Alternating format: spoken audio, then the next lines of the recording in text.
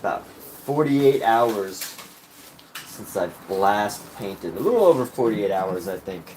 It's been a while. Feels like a while. Not painting for a day feels almost like an eternity. And we're going to continue this painting. I've had this painting sitting around for a while, and I haven't had a chance to get back to it. So, you know, after I finish that long striped painting, I think today is a good day to get back to this. But before that, let me clean out my space a little bit. I've gotten a bit of a mess with all this tape. All this tape has created quite a messy space that requires some modification, some cleaning. So we're gonna get started here in a moment. Let some people pile in. Let some viewers check in and say hello. And you know, here's what we're gonna do. We're going to go ahead and do some painting on this specific piece. This piece that's been sitting around for a while, and I started a couple weeks ago, maybe over a month ago now. I don't know. My paintings are starting to like kind of just come together where everything just becomes its own kind of molds. Like my life is based around when I did paintings almost. Omizu, what's up? Yes, my day's going well. How are you?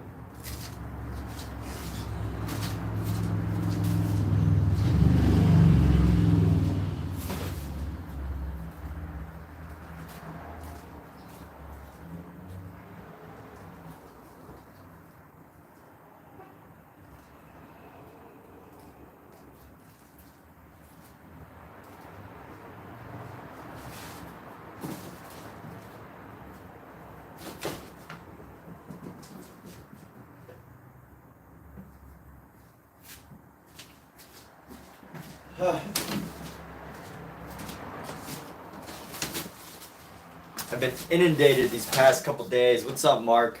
Hope you're all doing fantastic. Kids. Yes. Oh, hope you're all doing fantastic. So we're going to go back to this piece, and that's what we're going to do.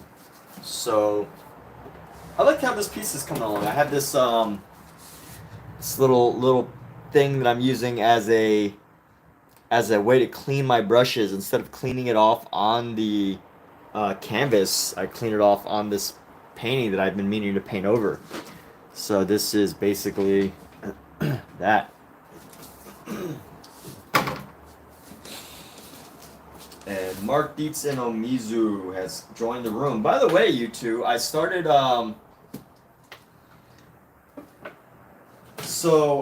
using this website. I don't know if you've ever heard of it, but it's called Peggy.com.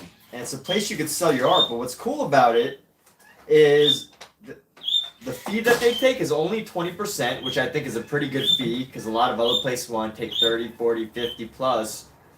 And you get 5% of every sale that happens with your art piece after. So you get like royalties, which is pretty cool. Now, you know, it's a fairly new website, so I don't know like how, you know, whether it's going to be here forever or for the long term. You never know. Some of these companies, you know, they go in and out of business, but they've got a really good platform, and they seem like they'll be around for a while. So I just thought I'd share that with you. It's at Peggy.com. Just sharing it from artist to artist. But, you know, obviously all these things are always up to the individual artist to decide whether it is right for them or not. And here we go. So we're going to go into this next piece here. And we're just going to go ahead and get started. So you'll be in and out making dinner. Loco Moco. Hey, Loco Moco is an absolutely fantastic thing to eat. Ask him how he makes the gravy. Hey, Omizu, can you share? I mean, last time I asked him, he said it's easy. So. That doesn't matter. How do you do it? What do you use? What ingredients? Hey, Omizu, can you share how you make your gravy? My girlfriend really wants to know. Are you able to share a gravy recipe? So we got our blue and red here. And what kind of dress do I want? What color dress do I want? I want to go for like a purple. Like a light purple as well as a dark purple. So let's start with a nice dark purple here. I'm going to go with like a super dark purple. Go with some reds. Bring in some of the red here.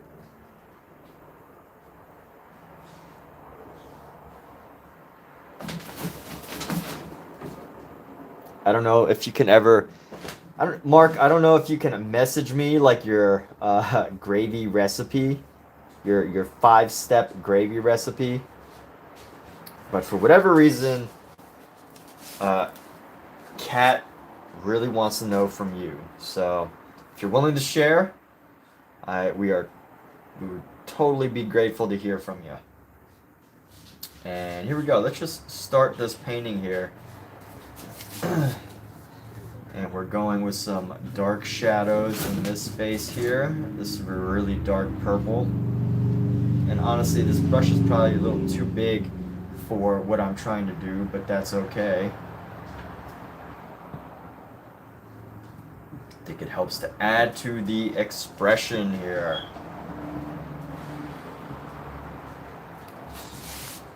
You don't do it in the traditional Hawaiian way, you're more Midwestern. You'll send it when you're not cooking. Alright, thanks.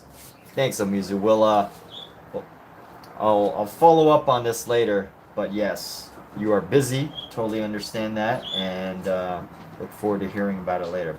So right now, I'm basically just filling in the shadows. This is like, this is the most basic part of a standard painting, is just getting in shadows. This is like step number one of almost any painting. I mean, there's different styles. I think John Singer Sargent started with mid-tones. So he would start basically with the mid-tones, not necessarily the shadows. So, either way, mid-tones could be considered a shadow. It's like not quite the highlight, but not quite the shadow. So, in a sense,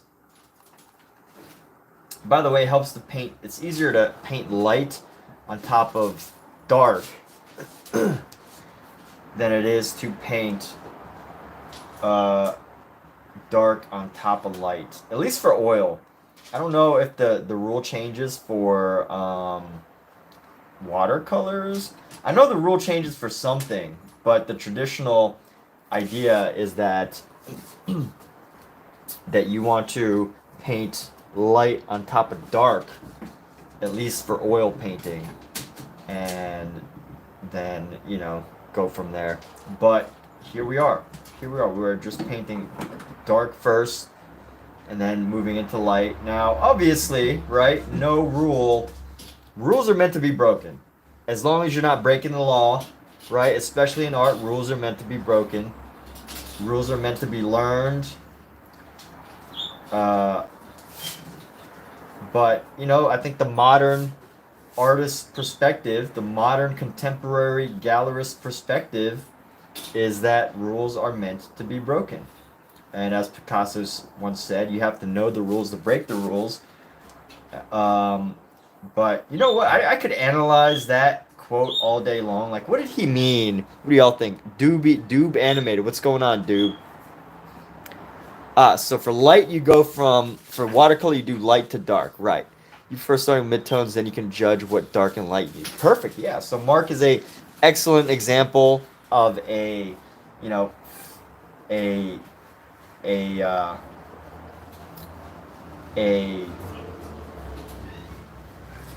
want to say student, but I don't like, that's not, I don't know if that's the right term. Right, I want to say like someone who learns and gains wisdom from, classical painting styles, such as that of John Singer Sargent. So, Mark is in, that's what I want to say, something like that. But I didn't want to say student. I was trying to find a better word than student, but I have not found it. So, yeah, a learner or utilizer of classical art styles. So here we go. Working here, lots of shadows, and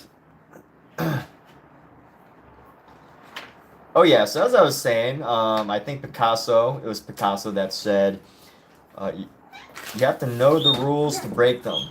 And you know, I always wonder. I think I could discuss. I'd love to discuss that with somebody, like some art people one day, or just hear or read on Reddit what people have to say.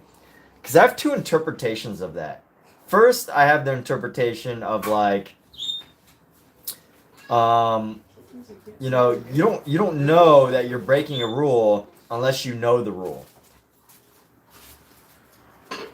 And then there's the interpretation of knowing the rules helps you to know which rules that are worth breaking or something like that. I mean, I'm kind of having a hard time defining the exact thing I'm trying to say in my head, but the general idea is that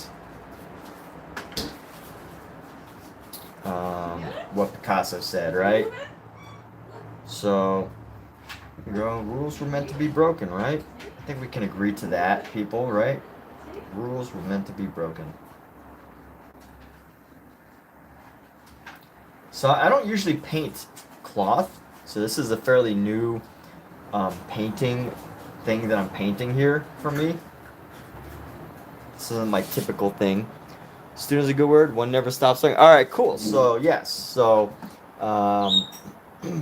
there we go. So didn't want to, you know, make stuff up. I guess I make stuff up all the time, but yeah, I didn't want to call you something you didn't feel like, you know. But yeah, okay. So, you know, obvious example. Midtones to lights, as John Singer Sargent did. Student of fine art philosophies. Now, you know what? I've definitely focused more on the going dark to light style. I think I've tried the mid-tone, but I think I have more trouble with it. I don't know why. I haven't really defined it, but just going dark and then doing light feels more natural, I guess. And I am curious how this is going to turn out, because I don't usually paint fabric, and this is a really complicated piece of fabric here. They definitely did not want to make it easy for any artist here. So we're going to start with these shadows, and then I think now let's add a little bit of let's add some mid-tone here as we've been talking about them. Words like rules. What's up, Jackie P? Words like rules, laws, concepts, and principles get thrown around a lot. Yeah, I guess they do get thrown. What do you mean? Actually, what do you mean by that? What do you mean by words like rules, laws, concepts, and principles get thrown around? Do you mean they're thrown around as in there's all sorts of rules that, you know, people just make up? Or do you mean that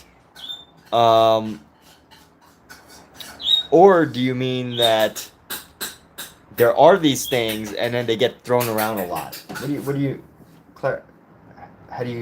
would you clarify what you're saying there? All right, so now I'm going with a royal purple. Luckily, I have this like magenta color here, and we're gonna go for something in the middle that we might call a mid-tone. And basically, I'm gonna start painting right into here. Start painting some shapes here. Do y'all hear the kittens?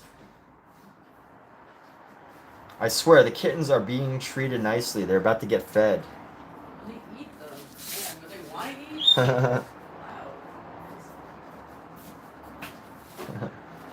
Wow. They have the cutest little kitty whines. I don't know if y'all heard it, but I believe it is the cutest kitten whine I've ever heard in my life. But, you know, everyone's got their own opinions. So this is kind of cool. Working with making and painting fabrics. Not something I would normally do. Not something I would typically do for fun. But hey, this is the challenge that I've created for myself of going through this series of Berg x Jerome paintings. So yes, here we go. And we're gonna go, so these are some of the lighter tones, and it's gonna help us establish some things but not everything.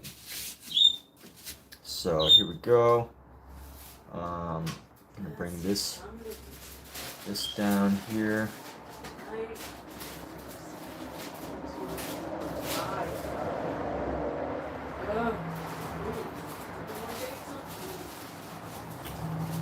I am so glad.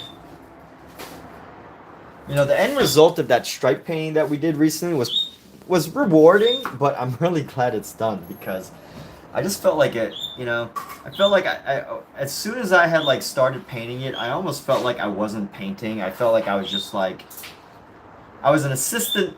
Nothing wrong with being an assistant, but I felt like I was just like, you know, an assistant to myself, which, you know, anyone could have painted those stripes. Anyone could have just, I don't like, it just felt like I wasn't making art after a certain point. It just felt like I was just putting in colors. Felt like I was losing my creativity there. I mean, obviously, you know, someone has to do the work, and I was, you know, some of the work that was involved. But I don't know. I mean, I did enjoy the engagement through like social media and everything, and it was great for that. But overall, I don't know if I would say that that was the most enjoyable piece for me.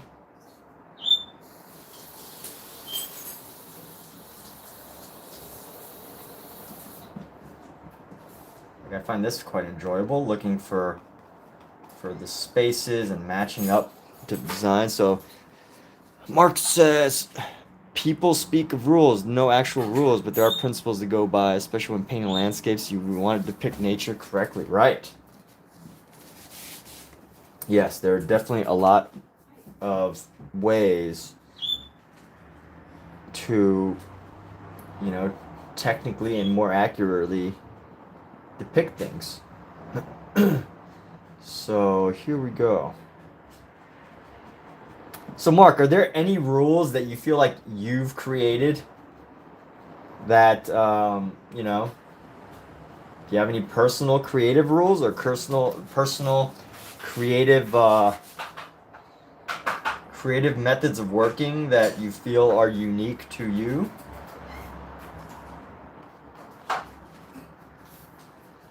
And not saying that you need an example, but like for an example, like I would say that some of my paintings, when I do like, you know, I have to start with an open mind and no, you know, no specific purpose, and I'll start the painting that way. So that would be an idea, like an example of what I'm trying to say.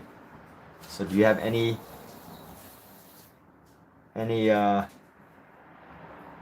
things like that that you implement into your work?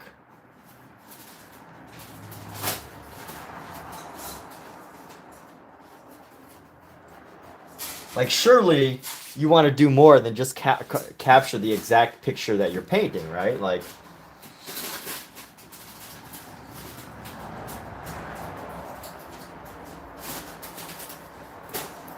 you want to, you know, capture something else as well.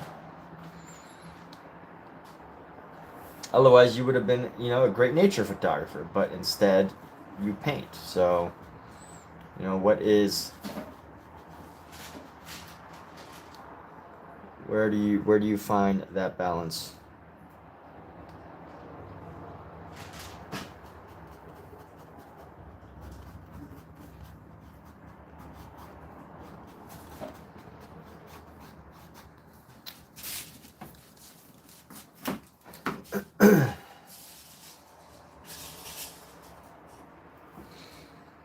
All right, so continuing on with these mid colors here. These mid colors are creating a lot of stripes. So I'm going to go like this, and I don't want to go in too far.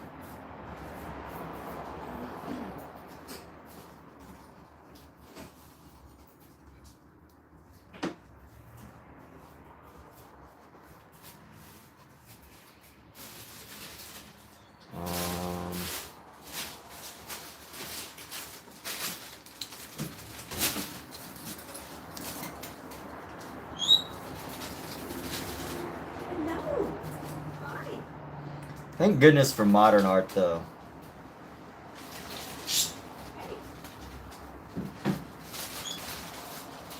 And the opportunity to become like a self-guided artist, because I feel like if I was like back in the day, you know, probably in like the 1400s, I totally would like, I don't know. My parents were not artists, so first of all, they, you know, not being in an art family probably would have prevented me from being an artist. But also being a little bit too wanting things to do things in a different way. I don't know if I would have survived in a classic atelier environment.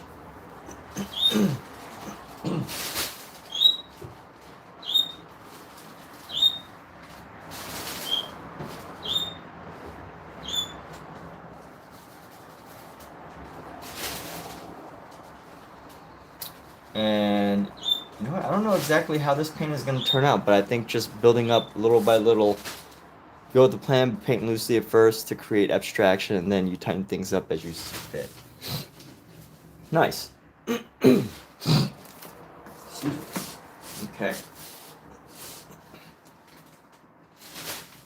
So I'm just trying to find areas where I can fill in some lighter.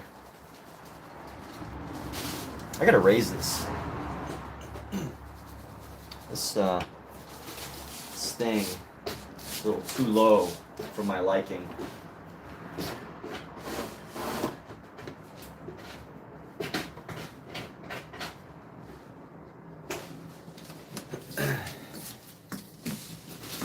Ah, there we go. That's so much better. I was like craning my neck like a sushi chef earlier, just now.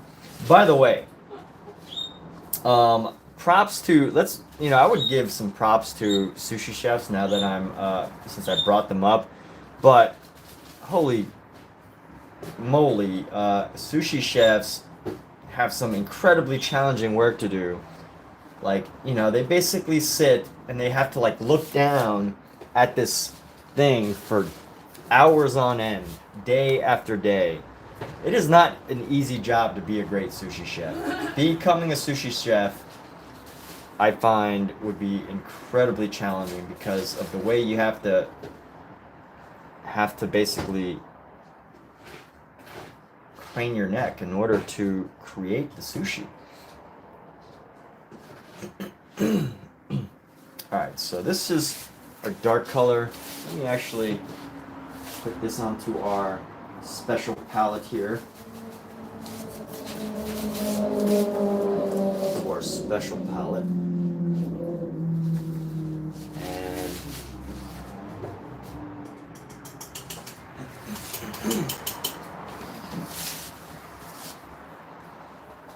And before I go too much further, I want to paint some color changes, some color differentiations.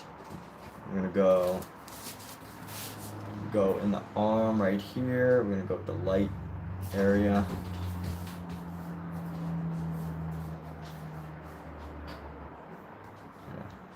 Add some light here. My goal is basically just to separate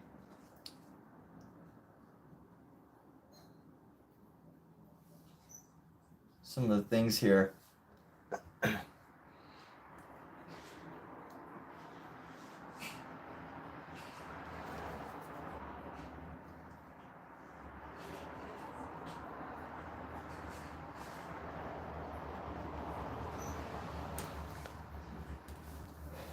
And there we go. We're going to be separating some of these concepts here.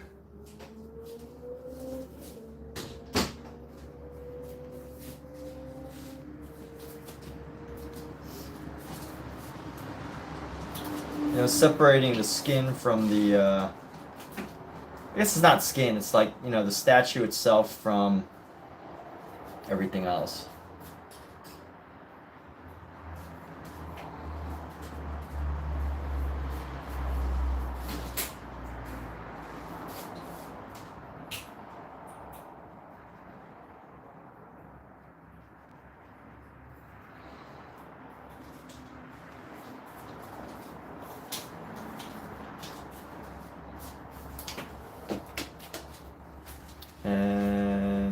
go. So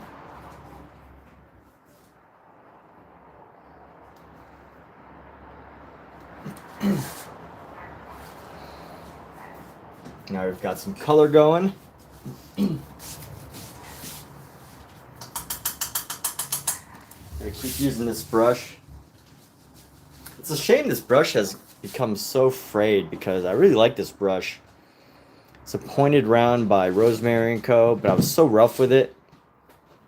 But I really love how, like, this is like such a great size for this like rough style, a rough drawing type of work.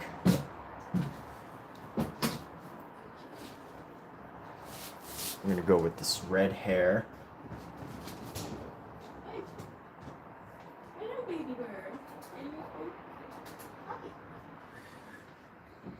So just laying down this color, and then once you're ready, what we can do is to create some dimension with it just by adding like shadows or light areas. And then we're gonna find a balance between this yellow and this orange to create a, let me add this ochre here. Like a bright ochre for some of our leathery stuff. It's supposed to be leathery, but let's see, we're gonna go right into here.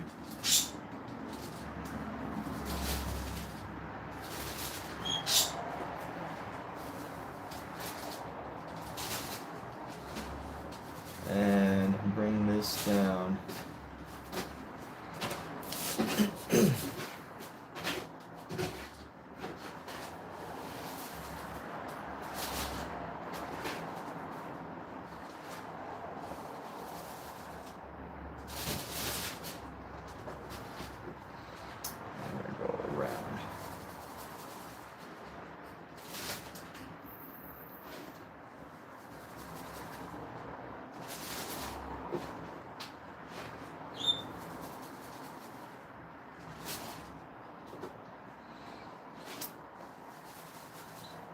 By the way, something I picked up from James Gurney. I don't know if anyone knows James Gurney. I feel like, you know, anyone who's into painting probably does know James Gurney. I can't imagine like how you would not know who he is, but so it was so interesting. I saw him drawing and he shared a painting, and it was so interesting to see his painting because his painting pretty much starts off just like these big square blocks.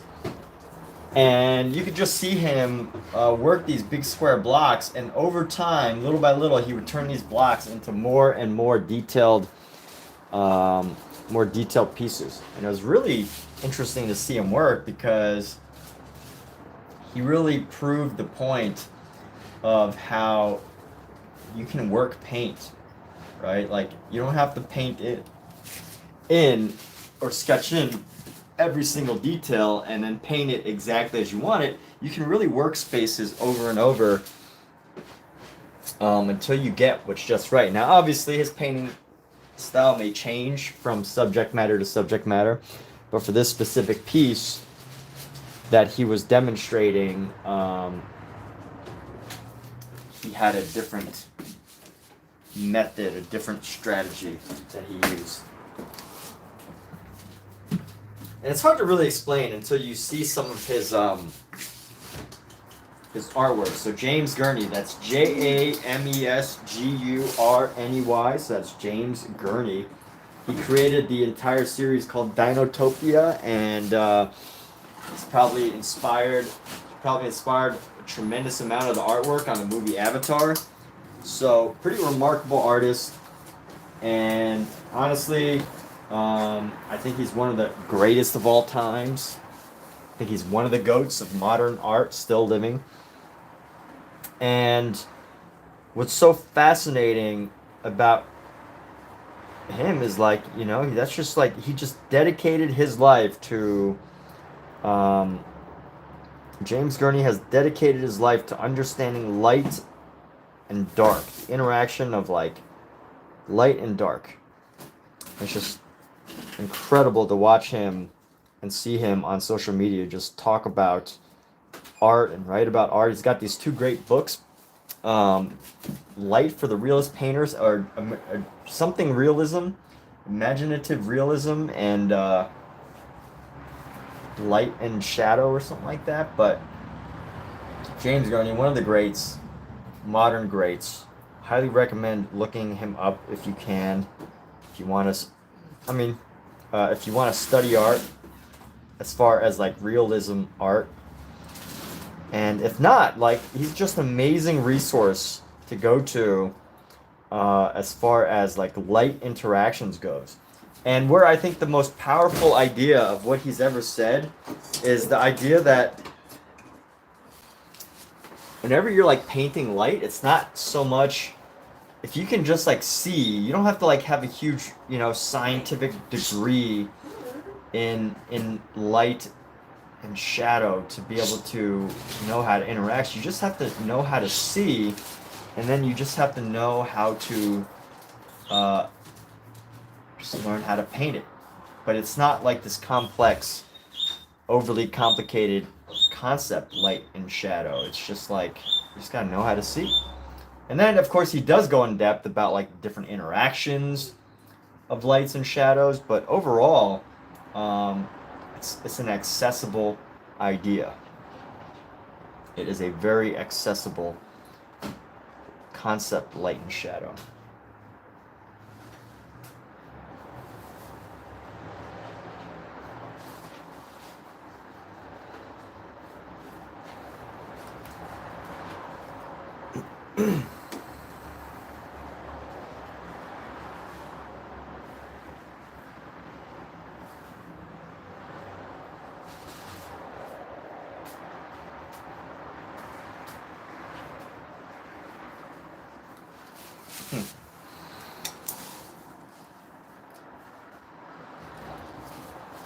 So we are basically adding in our lights, our light areas, to create some separation here between the shadows.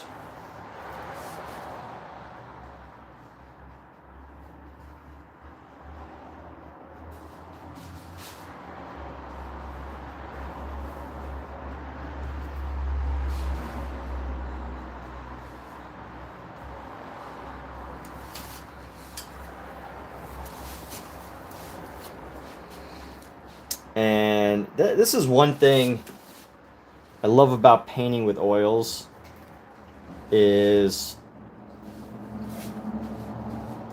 that with acrylic, things dry so fast. And by the way, this could be a challenge for some people too, but when you paint with acrylic, based on what I've heard, I've actually never painted with acrylic, so I just want to add this as a caveat that, like, I don't have the experience of working with acrylic. This is all just what people have told me, okay? Or what I've seen. But basically, acrylic dries incredibly quick. And especially compared to oil, it dries incredibly fast.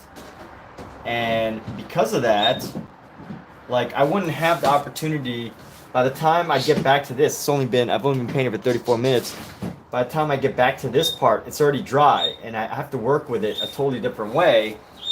But with oil, it's going to be wet for the entire time that I'm painting tonight. It's pretty much going to be wet.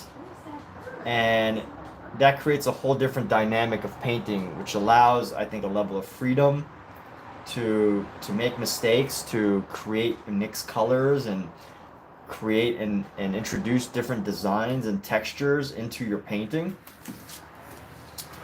And of course, everybody's got different techniques. You got to, learn how to work with the different mediums that you're working with. So, yeah, that's that. But I had this funny interaction on Reddit one time. I brought up, this guy was trying to explain something to me, and I was like, he got really pissed off. And I'm not going to say what he said because it was kind of violent afterwards. But he had made a comment about something. I was like, there's a difference between wisdom and knowledge. You can know all sorts of stuff, but you haven't really experienced it. If you haven't really experienced it, you don't really have wisdom. You can know all sorts of things, but you know, without the experience, it's not really valuable. So that's why I brought that up when I was talking about acrylic. Like, I haven't actually experienced it, so I don't really know, but I'm adding that as a caveat.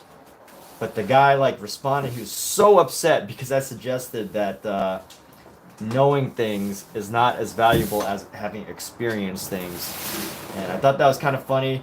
Um, and then, yeah, he literally had some violent responses, but I don't know what happened to that guy. Stop talking to him. Just a random internet person, though. You know, people get upset on the internet pretty easily. People get upset in real life pretty easily. And let's see. So here we go. We're gonna blend in this section of orange here. Tighten this piece up. And I'm not exactly sure how this piece will turn out. I don't usually paint fabric. That's not my thing. And I especially don't paint very detailed fabric. So, you know, I feel like this is a type of piece that I could, you know, work on endlessly and get it just right. So we'll see how far I'll take this. But I think I will be happy if I just reach a point where this just makes a lot of sense as far as painting a detailed dress goes. I think I could be happy with that, and then we'll move on to the next concept.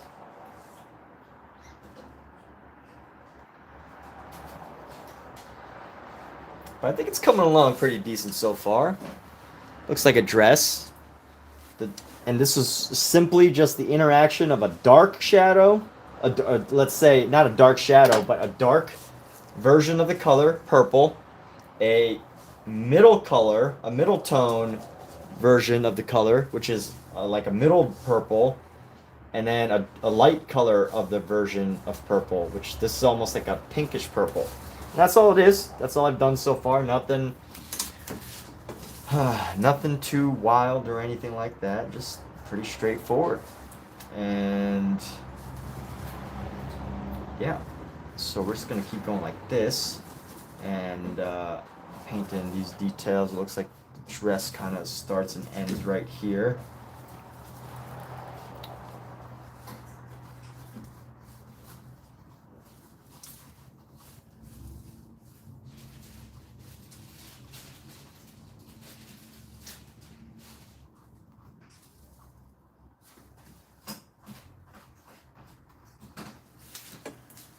So even with this, I've kind of fudged the rules a little bit.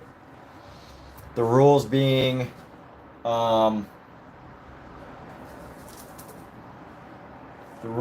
working from dark to light. Since you know, there are definitely some dark areas that I've not fully covered that need more darkness to feed the void. So I just found out that black cats, there's an entire Reddit page dedicated to black cats. And supposedly black cats are actually called void kittens. Void kittens, can you believe that? Void kittens? They're kittens of the void. So here we go, we're gonna go around and paint this up. And then paint this down and around here. And even I am still curious about how this will end up turning out, because there's a lot going on. There's a lot going on here.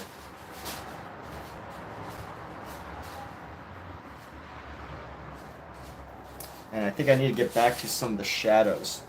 So let me lay down some of this light color here.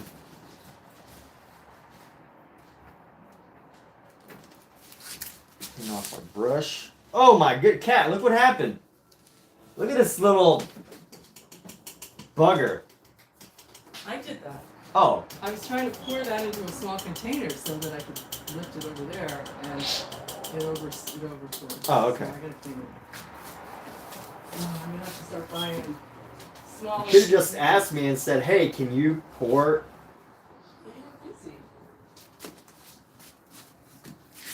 Like, you literally could have either waited or just asked me, and I would have either said, yes, I'll do it right now, or no, I'll do it later. Like. Well, I was successful in doing it the first 2 times, so I thought I would do this time. Alright, well, you didn't make more work for me, I'm just saying. I know. I should have done that. Next time I will. I can't. Yeah, I know. You know that. I know that. We both know that you can't lift that.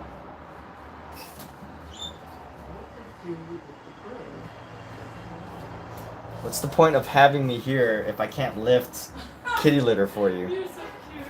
Huh? That's the point. But you'll work that thing. Okay.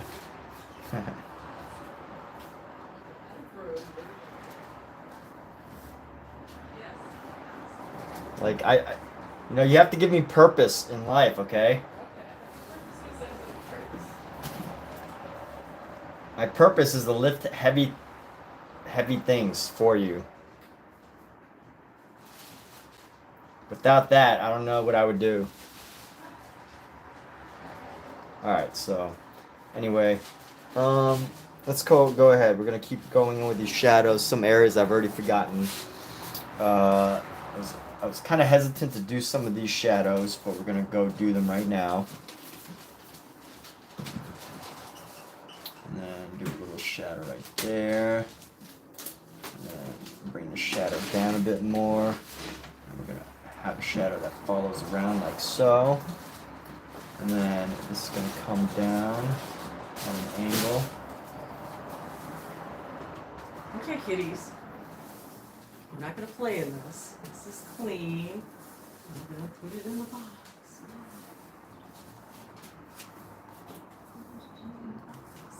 But if you don't get out of the litter, I can't see them. Kitten, move. Move your little black foot. Is that inappropriate? I don't know. They do have little black butts.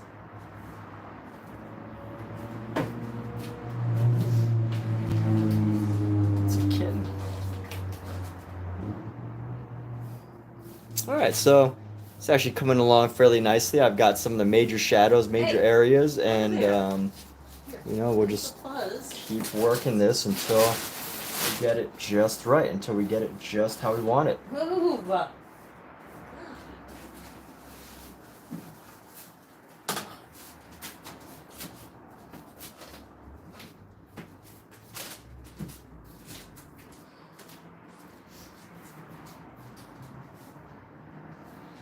Let's find some new shadows. Let's break ground with some new shadows here.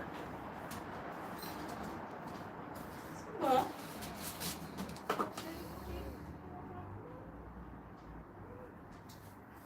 Please don't feed the bed.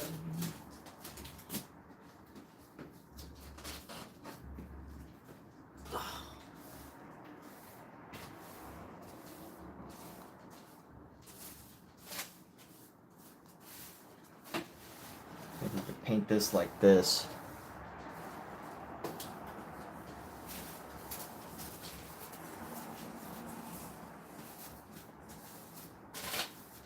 We've got some interesting fabric going on. It's not quite as precise as the the reference that we're using kind of expects or is expecting, but I think we've got some good patterns going on. I think we've got some good zigs and zags. Some good patterns that help to define that this is indeed some form of a dress, an outfit, something with a lot of textures. And let's go a little bit around the edge there, put down the edge here.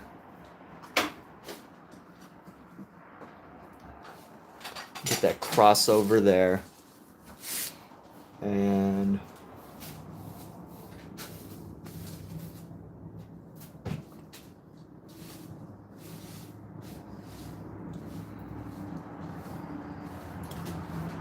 you know what the cool thing about fabric is, when you paint, after you've actually painted fabric, you feel like you've done a really great job at something, because fabric can be incredibly intimidating, especially when you're totally focused on trying to get it like perfect, right? But I think for the average typical fabric painting, I'm talking like, you know, like not overly detailed, you know, standard fabric type of painting, you could create some amazing designs, amazing textures with minimal effort.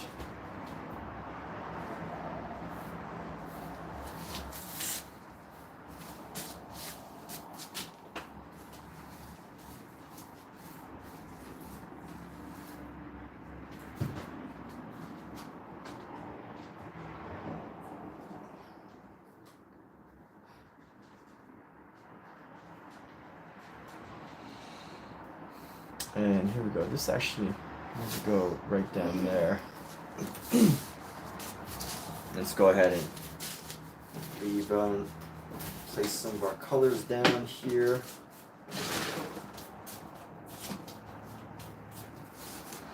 And in a few moments, we're going to go into a bigger brush. But for now, let's keep pushing this painting. So we'll go like this. And got the lights right here, the light on the dark. And we're going to bring that up a bit and then add some light into here.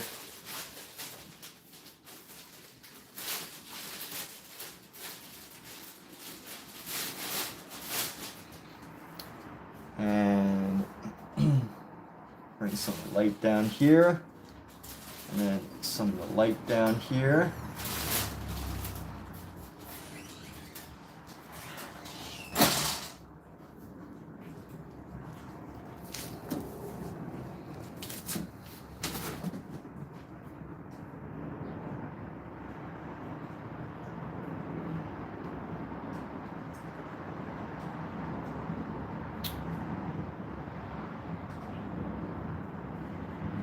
You know, we've got something here.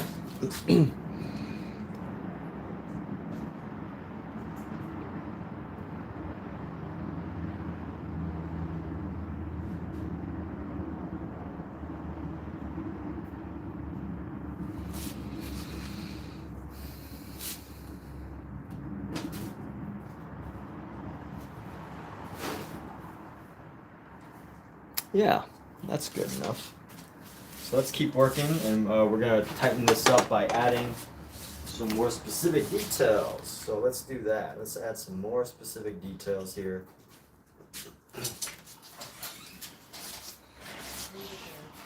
What'd you say, Kat? Talking to the cat.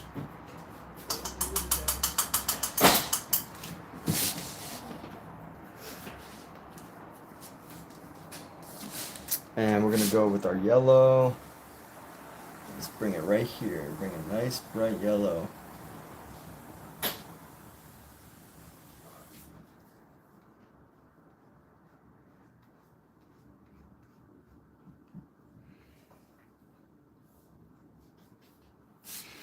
And let's add some highlights into this hair. How do we do that? How do we want to do the highlights in the hair?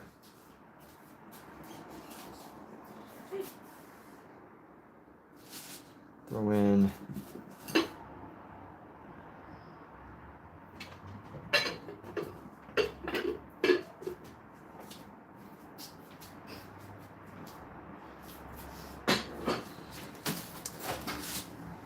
let's go with this piece right here. We're gonna throw in some highlight on top of it. on top of this little leather thing here, and bring some across.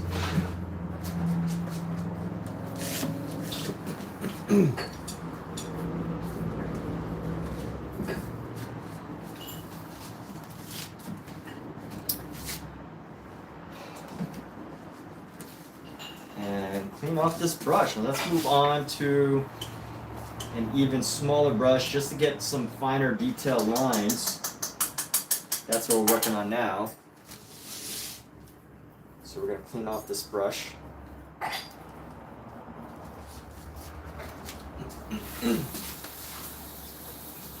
And let's see, which brush shall we use? Alright, I've got a couple brushes that I think would be good options.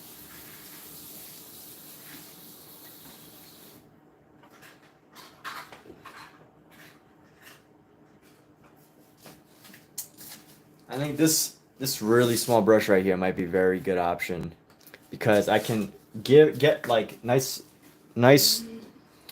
movements at the same time. I can also work and get good movement, and I can work some fine shadows. So let's see, how do I want to approach this? I'm thinking, how are we going to approach this right now? Got some of the darker areas. Let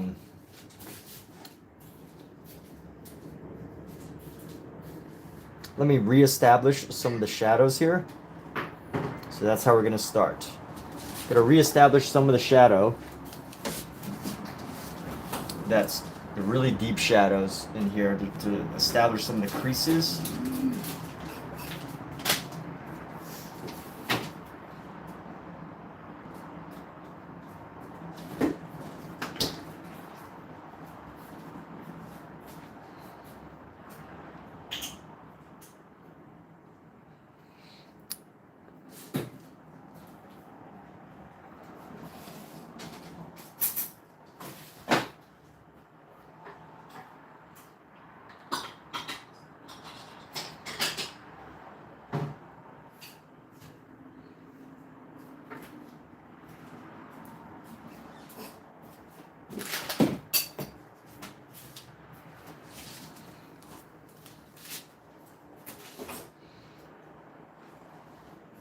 Hey babe, Yeah.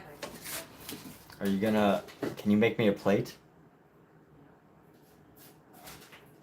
We're gonna eat it. At the table? Huh? Standing up. But yeah, he's just gonna put the standing on the table. No plate on the table. And I've decided that I want to eat. Estrada Creations, welcome. What's going on, Estrada? How are you? What brings you into our lovely, exciting stream tonight? What message would you like to share with the world? Because that's what we're doing. We are live streaming to the entire planet right now. It doesn't mean everybody in this planet's watching, but right? It doesn't mean everybody's watching, but that is what we're doing. We are sharing our art with the world. By the way, I wrote a book quite a few years ago. It was titled "Don't Be Selfish, Share Your Art with the World," and I feel like, finally took your advice. yeah. How am I doing? I'm doing great. I am doing great. Finally, so I started on this art platform. I finally started on this art platform called Peggy, and I would totally recommend it. So basically, it is an art platform where artists can sell their art, and it's a great platform. And they offer great opportunities for artists, and they seem to be fairly new. So if you're the type of artist that's constantly concerned about, being part of the latest, greatest trend, which I know can be an important thing. It's a platform to consider.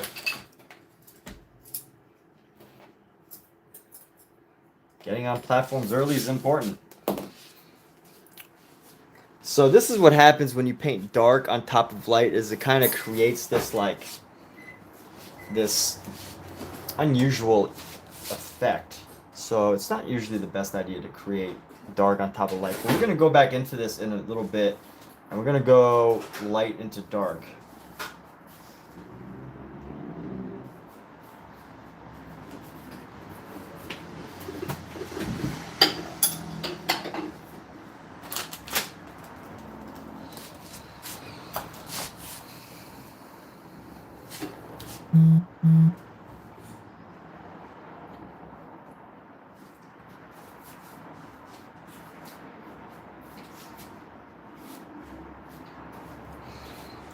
Gotta go. Hey, take care, Mark. Thanks so much. Your message would be art can heal the soul.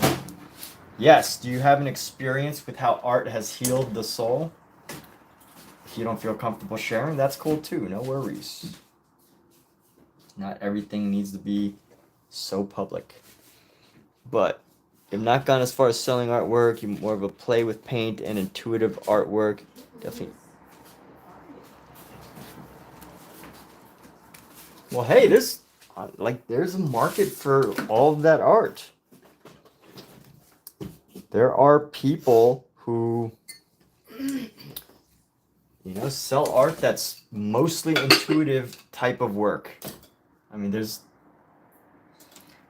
think there's a market for everybody, but sometimes you just have to find your market. And sometimes the market's just really small, right? Like, we all know that if you make artwork about Michael Jackson or Michael Jordan or Dave Chappelle or Joe Rogan or Taylor Swift or Shakira or any famous person, it's probably going to be mildly popular.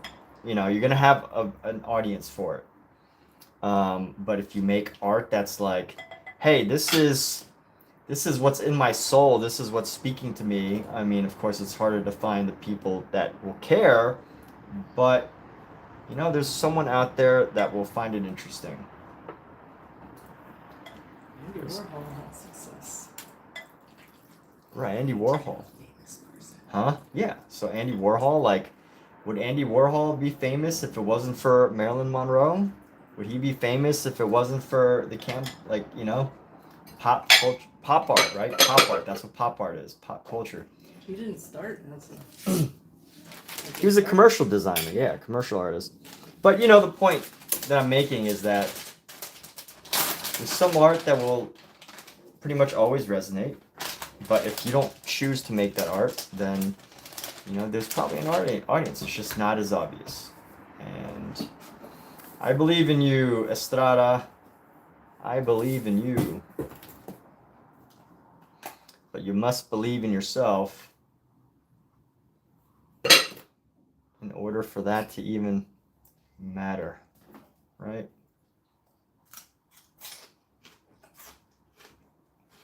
I guess I feel like I'm motivational speaking right now.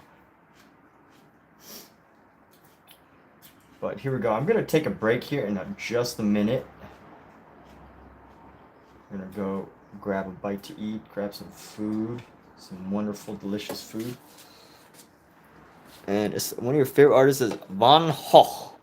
Van Gogh. Yeah, he's one of my favorite artists too. One of my favorite artists as well. I mean, is there anyone on the planet? I mean, there's probably a few people, right? There's always people that, try to disagree. But how many people on this planet do not like Van Gogh? He's probably one of the most popular artists.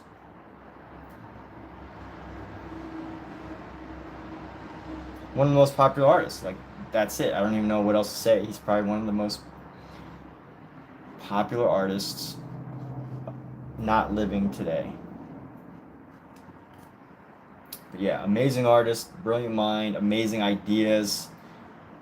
And you know what? He left so many great messages through his letters.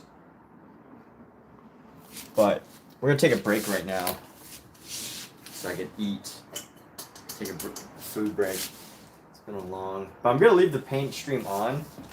I just we're going to take a break.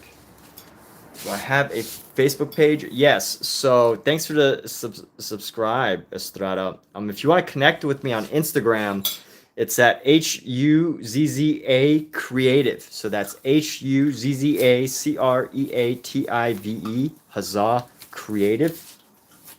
HUZZA CREATIVE. And right now I'm trying to find a way to move all this.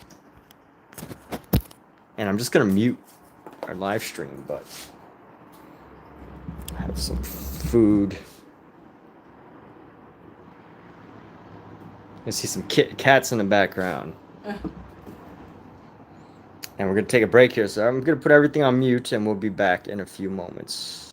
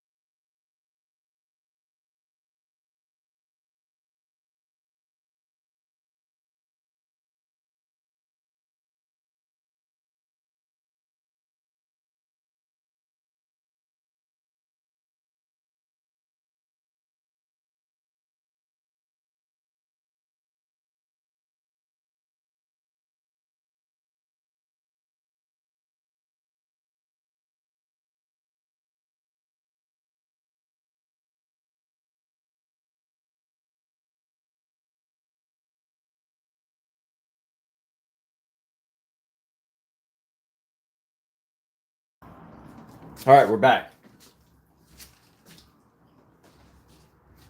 Nice, quick dinner to hold me over for another 12 hours.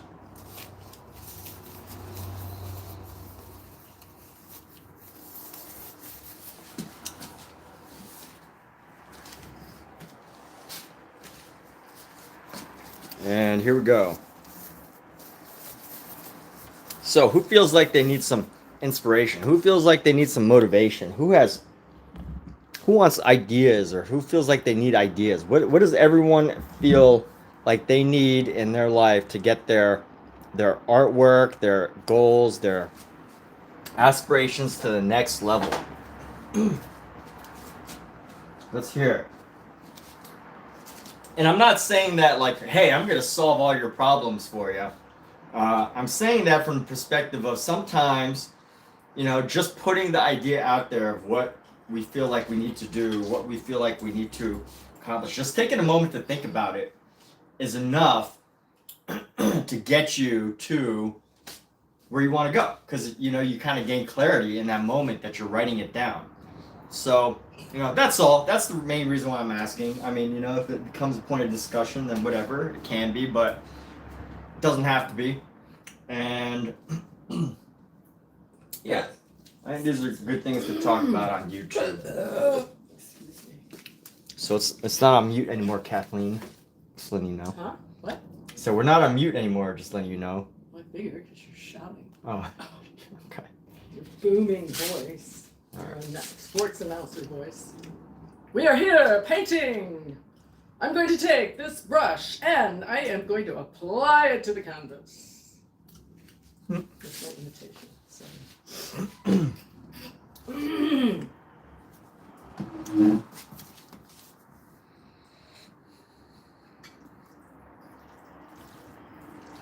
Here, a lot of people paint a few minutes a day. That's it? I don't know if anyone's going to get better by just painting a few minutes a day.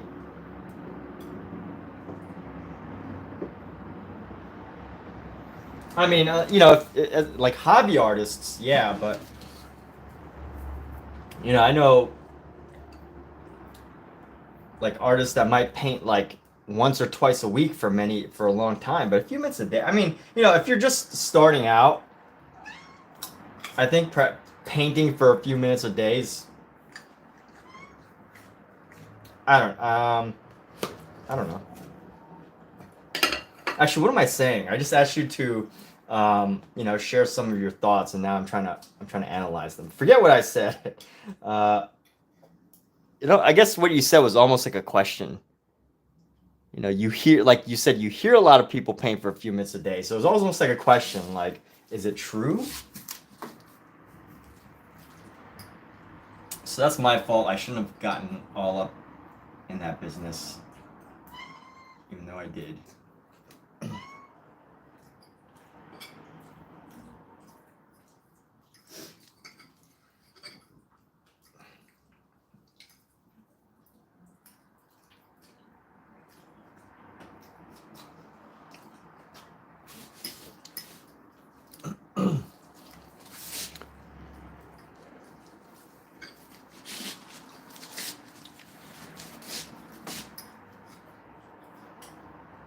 I mean, is there anything that you can get good at doing? Just like, I guess since we're on the subject, let's talk about it. Like, like, you can't even play a video game for a few minutes a day.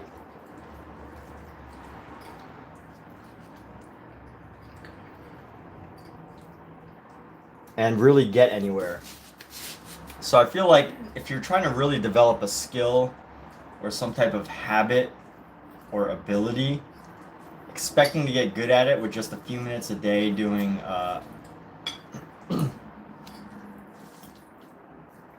doing a few minutes a day just doesn't sound plausible. But you never know. What do I know? What do I know? Nothing. I know nothing. Alright. I need to go to this brush right here. Go to a nice tight brush here. But also, here's the question. I mean, that's what you have to work on. I see. Well, the question is, do you want to paint? Do you want to? Do you even want to do it? That's the real question, right? Like sometimes there's things that we feel like we should do, but we don't really want to. You know, the desire to really do it is not there.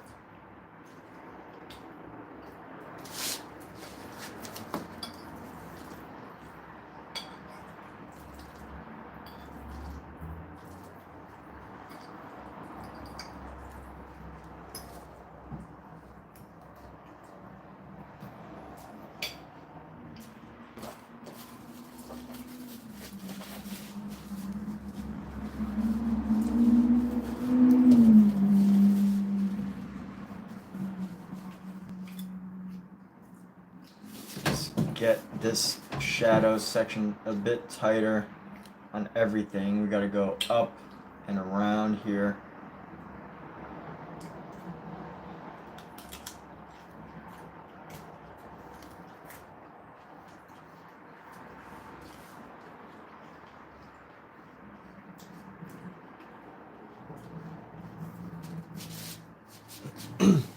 You want to, yes. All right. Well, that's the first most important thing, right? I think is just at least wanting to. Because I've definitely had things in my life that I kind of thought I wanted, but you know what? I realized, like, I just said I wanted it, but I wasn't really willing to put the effort to go do it.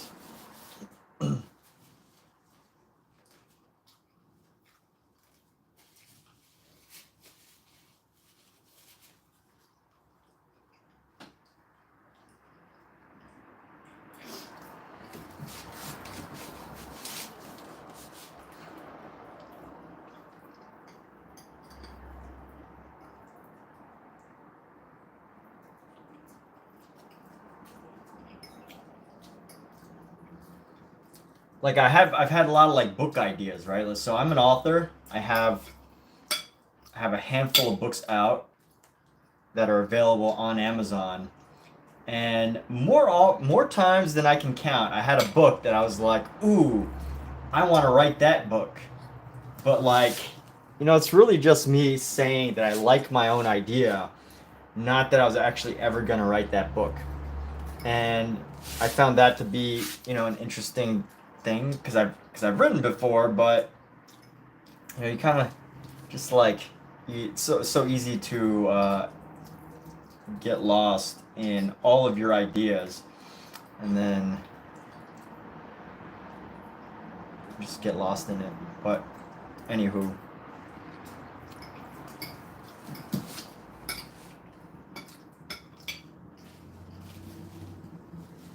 So that's awesome. So you know that you want to get good at painting, or you want to paint.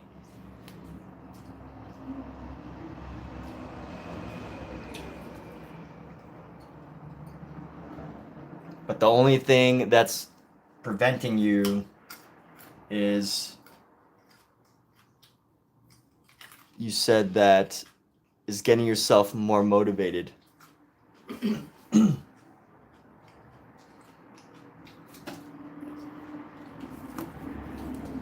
Yeah, I find that interesting because, like, for anything that I've ever really, really, really wanted, I've never had a problem, like, motivation-wise to go get it.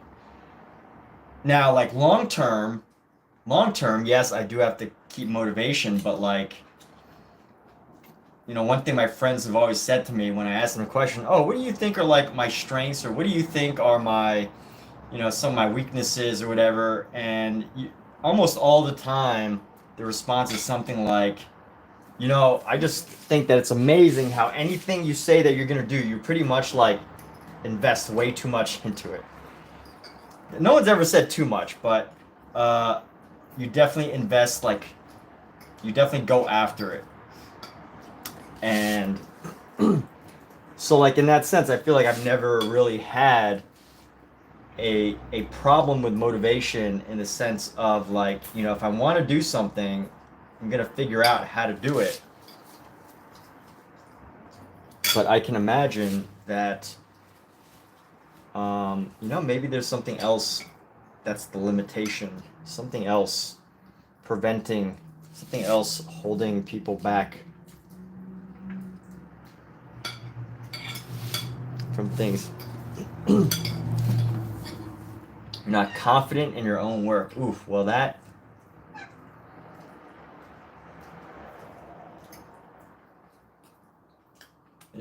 it is pretty important to have confidence. But you know what? Confidence can be worked on. Confidence is definitely something that can be improved. And you know what? More importantly, confidence is something that can be faked. Because I know that sounds like a BS. And yes, it's true that, you know, there are people that can smell fake confidence. But at the end of the day, you know, where fake it till you make it really becomes true is in your ability to, like, sometimes you just have to pretend, you know, sometimes you just have to imagine yourself as if you are confident. And the more you do it, the more you exercise that confidence, even if it's faking it for however long it takes you to become more confident in your own work, it will come eventually. But you have to trick your brain. Like, it's almost impossible to trick yourself in the near term, right? Sometimes you might be able to fool people, but you'll never be able to trick yourself. That's true. But, you know, the mind can only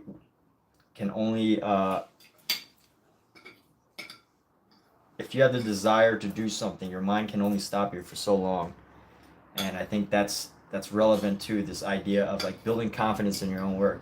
And you know, maybe it's just a simple fact of getting better. Maybe, you know, maybe you're being honest with yourself. Maybe your work is not good, right? Like, I'm not gonna feed you BS. I don't know what your work looks like, but you know, maybe your work's not good, and there's a reason why you're not confident in it, because you haven't either, like, if you spent enough time into it, if you've truly invested the amount of time that you feel like justifies good work, and you truly feel like you've invested in yourself, your time, your energy, and your effort, you're gonna like pretty much have confidence in it. So like, I guess there's other ways to tackle that. You know, if you don't feel confident, why are you not feeling confident?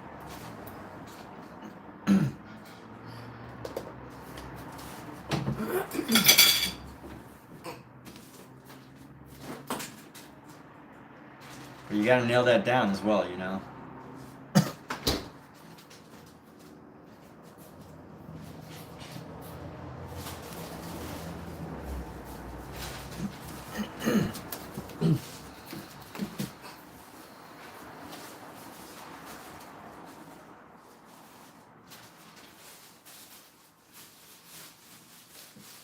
But hey, if you can nail down specifically what it is about your work that, you know, you feel is not good, then you are much further along, because you know exactly what you need to work on in order to get better at it. And that is a fantastic thing.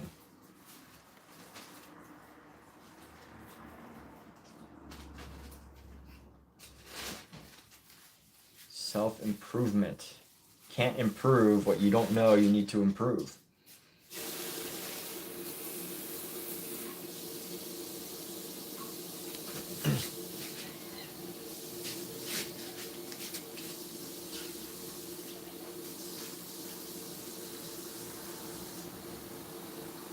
So what are your thoughts on that? I mean, you said it's true, but like, you know, which part would you agree with?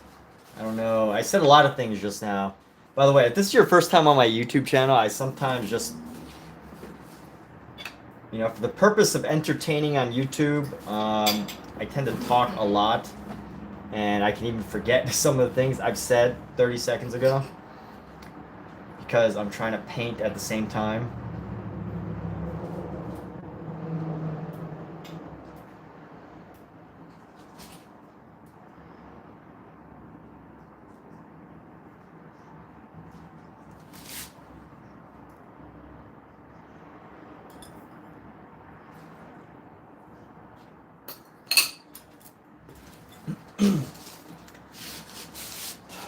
And here we go. So we got a piece right here. We're gonna go boom, boom, boom, boom, boom, boom, boom, boom, boom. Get these dark features into here.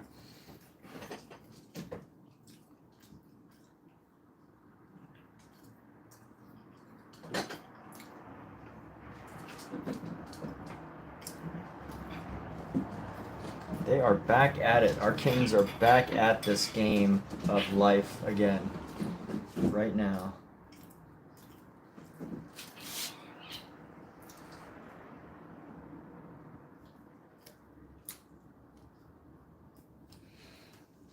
No worries. Yeah. Yeah.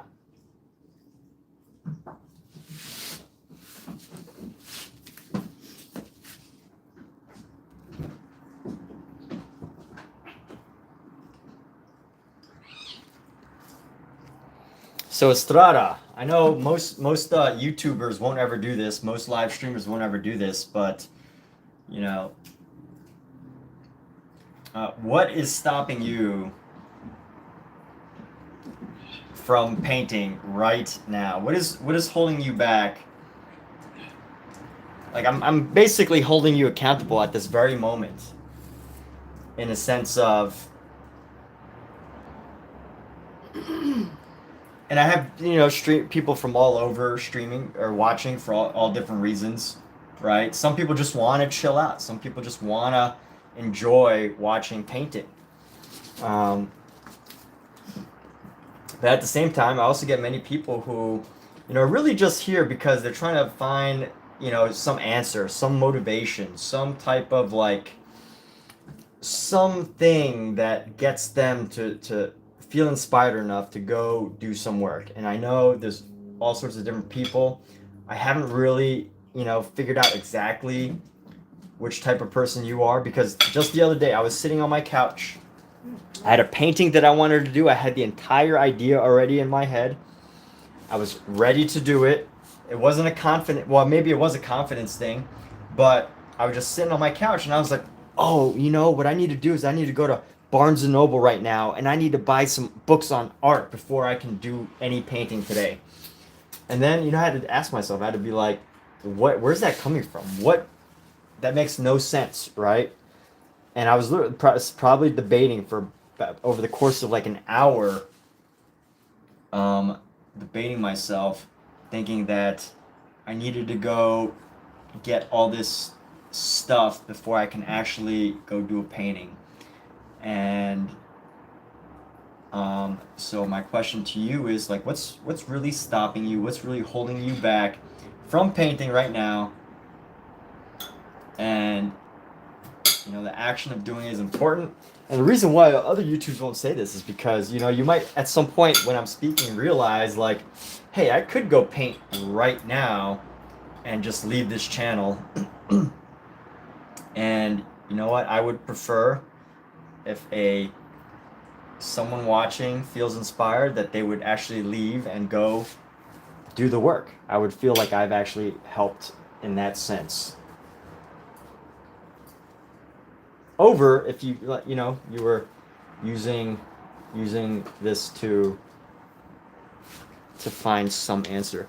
I think you want to learn fast, that you don't give things a chance, like practice arms and legs for a few weeks and stuff like that. Well, right now you're at your art desk. Ah, okay. Oh, perfect. All right. So, you know, I'm saying random BS that. So you are gonna paint. Fantastic. Cool. Well, hey, I'm glad that we can make pieces together.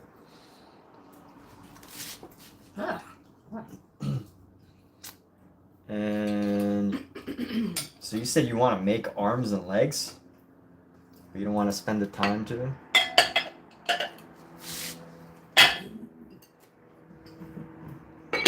But you know, the other question always comes back to, do you really want to learn how to paint arms and legs? That's the question, right?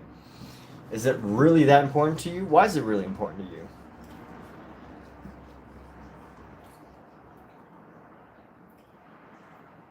Who are you impressing by learning how to paint arms and legs? Right? Who are you trying to? And by the way, this is questions I've all asked myself in the past week or two. These are all questions I've asked myself. Like, you know, I was painting the other day, and I'm like, who am I trying to impress? Like, why do I care so much? Why would I care so much to paint something hyper realistically, right? Because I don't really care for hyper realistic art, aside from the fact that, you know, it's a technical, you know, you could flex your technical skill.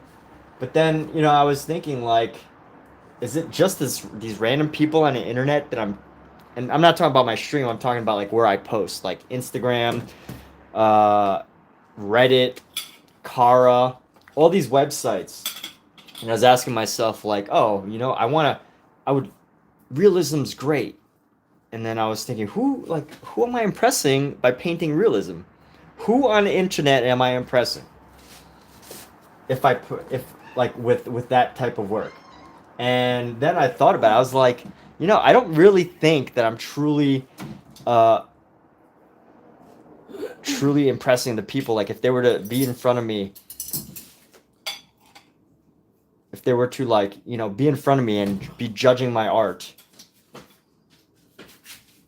I feel like the hyper realist, you know, critics would not necessarily be the person that I'm trying to impress. And by the way, the reason why I'm sharing this is because I think it's a good question to ask yourself. You know, when you have these certain expectations of your artwork, right? When you have like this expectation of your artwork, where is it coming from? Who is it that you feel you're posting for? I'm guessing you post online, or maybe you don't post online. I don't know. But sometimes I think it's helpful to know, like, hey, who am I spending all this time for? Obviously, if you're painting commissions, you're trying to get commissions and things like that, then you have to have a certain style that people will pay for. But at the end of the day, you know, if you're not quite at that level yet, or if you're just doing fine art, you gotta make other decisions. You gotta, like, I think it's a helpful question. But anyway, at any time you feel like I should just shut up and talk about something else, feel free to let me know. So let's see, you're about to get sketchbook, throw some paint on, go from there, see what happens. No patience. The right people will come to you. Yeah. I find that to be true, but also not true enough. In a sense of, you know, when people do find you in a positive way, right? Like, if you ever find people that love your art or whatever, if they find you in a positive way, it's usually very good. But at the same time, sometimes you have to put yourself into a place where the people that want to find you can find you.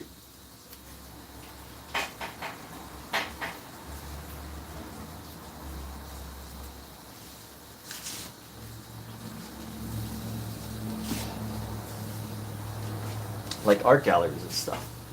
So anyway, let's go. I'm gonna go with something a little different here. I'm gonna mix our blue here, and I'm gonna use this blue to capture some of our color here, just to have something a little different mixing into here. A little bit of a different color mixing in.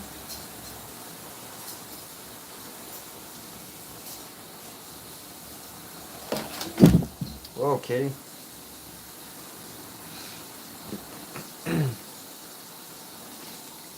Yes, if you work long enough, the right people come to you, and you know, sometimes you gotta figure out where the people that you want to come to you like to hang out, and then you have to go hang out in those places.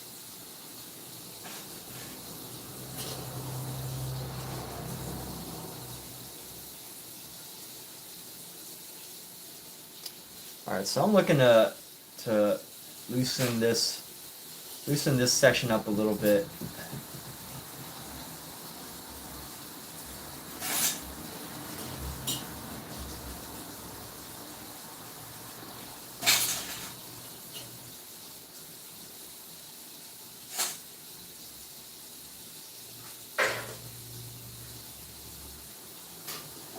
Actually, let's go with it. No, no, no. Go away, kitty. He's trying to get in my paint. Now he's sitting on what I'm looking at. Look at this.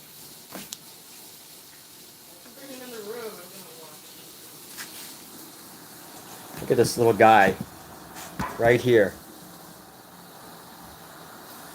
Look at him. What is he doing? He's distracting. Bro, can you get off? I'm trying to draw. I'm trying to copy exactly what he's sitting on. Dude, Scout. This guy, he wants to be the model, that's right. Scout. Hey. Alright, well, anyway. He's gonna be there for a minute.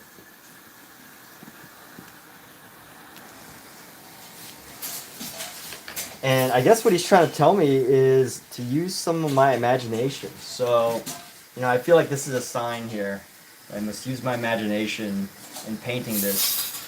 That's what we're going to do. Sometimes inspiration comes from mysterious places. There we go. A little bit of expression and experimentation. Hey, don't lick that stuff. Dude, go. Scout, come here. Look, go play with this, or this.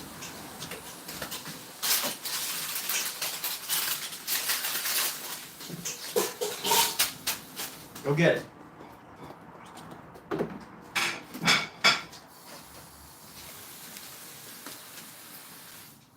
Yeah, he wants me to not depend on the book. What a beautiful little sign, isn't it?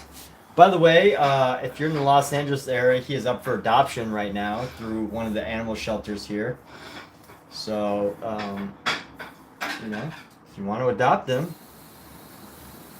he is a solid muse, solid creative muse. Wants me to not depend on my book for a reference, so that's cool. All right.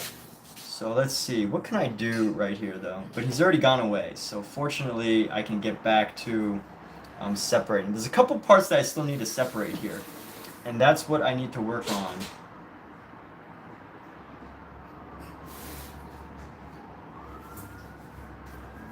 And yes, I'm using a reference for this. I'm not making up all these folds just on myself, just by myself.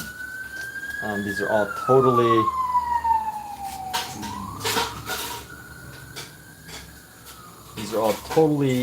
inspired by a book.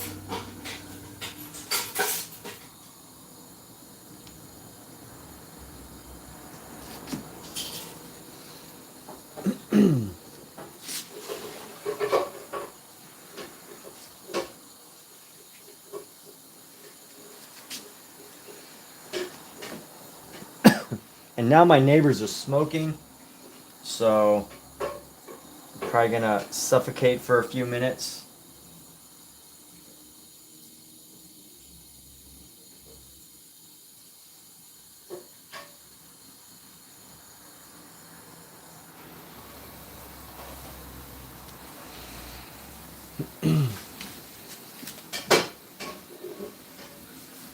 Arizona, wonderful place. I've been there. I was there a couple of years ago. Yeah, when was the last time we went to Arizona, Kat? 2 years ago.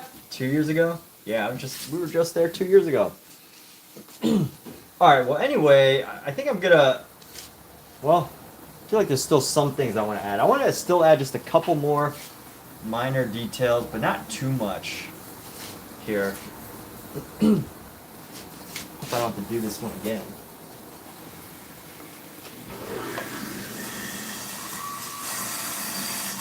Okay, good. I don't have to do this one again. So I'm going to take a thinner brush, and we're going to do this. So Estrada, what are you drawing tonight? What is the artwork that you're creating along?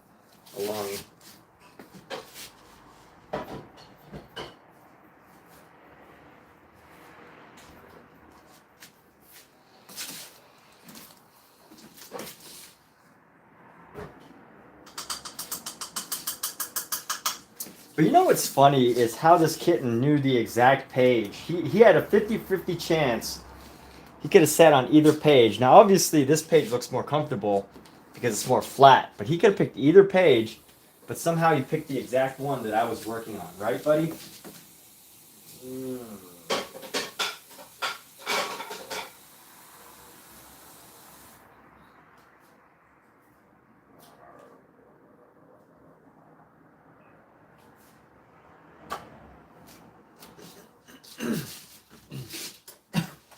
All right, we're gonna go with a couple more fine details, and then we're gonna call this a.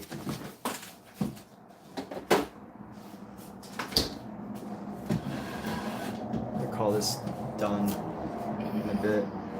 This piece specifically.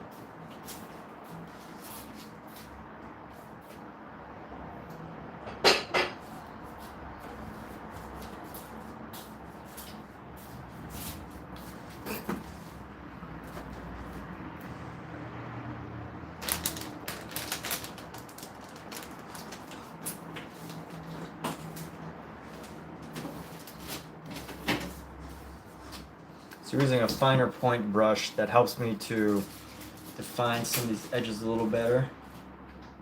I'll create some of these fine edges.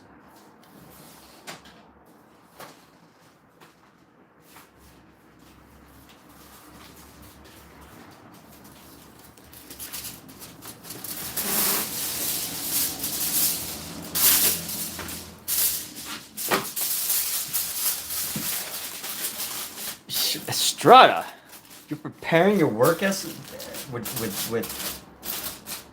gesso? Why do I feel like you're actually like a professional artist, but you just are trying to be overly humble?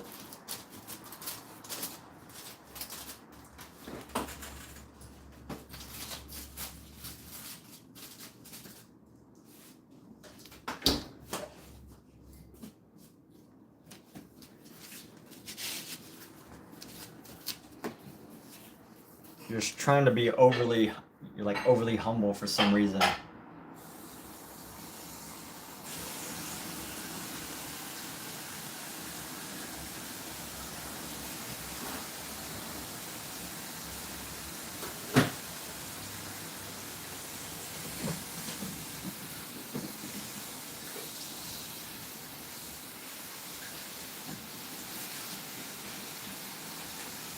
Definitely not.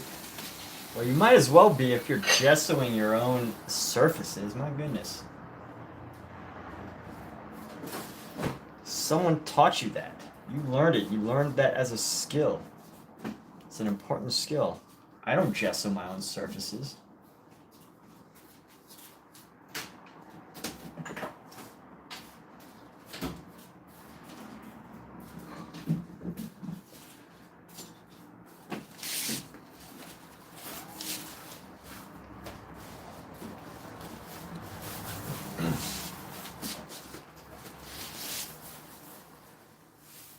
You must have a lot of space to gesso your own surfaces. Ask them the benefits. Save money. Oh. If you're gessoing your own surfaces, you save money.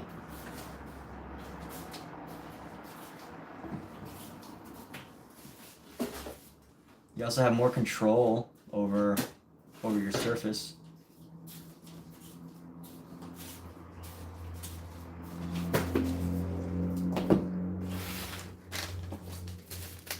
You have a craft room, mixed media, junk journaling.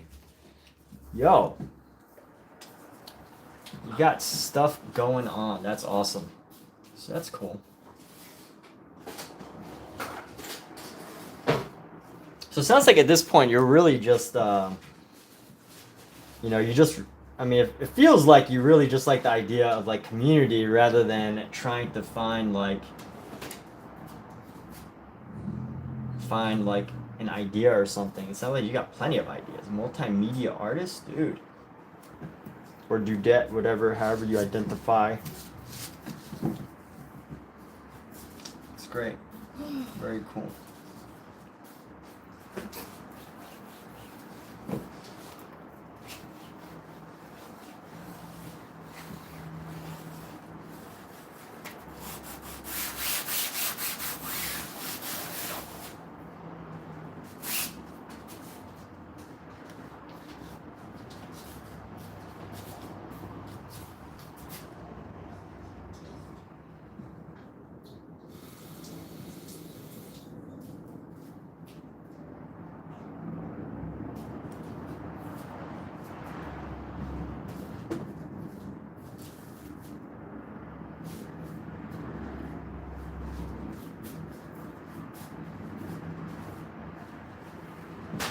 Add some more of these highlights.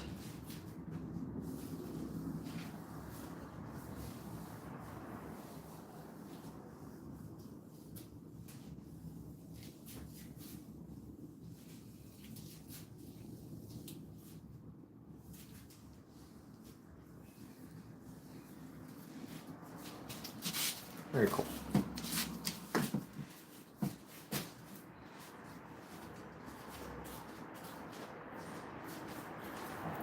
So when you say like junk journaling, is that like a collage, or what is it? What do you mean by junk journaling?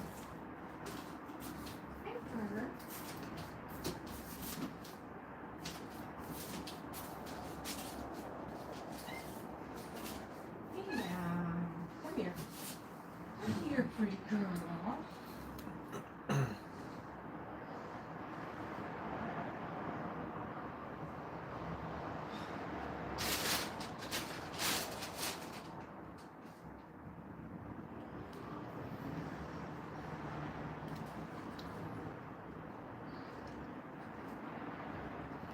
And here we go. Now I'm just adding some like, I'm pretty sure these are gonna be finishing touches.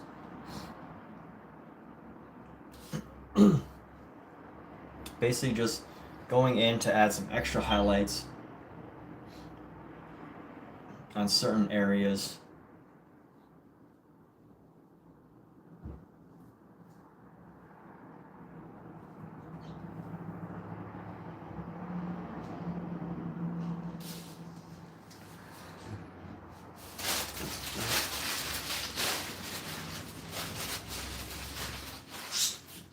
Let's grab more of this highlight.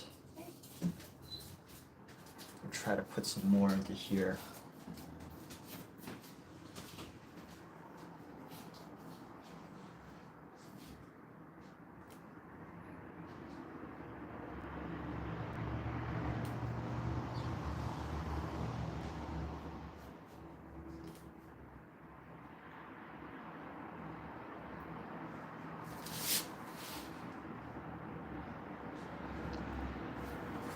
Well, Mizu Paints, what's going on, dude? Thank you, thank you.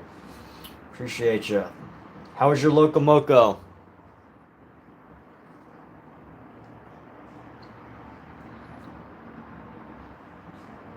I'm sure it was absolutely delicious. Cause I will make some more Locomocos soon too. I have a bunch of eggs, fried eggs that I need to use up, and I guess as soon as I have the opportunity to go pick up some beef, and if I ever get a good, great, easy gravy recipe, I guess good things don't always come easy, but like, I feel like I just don't want to like have to like do too much complex stuff to make gravy. I'm only gonna do the work to make it. It's just, what is the work? That is the question.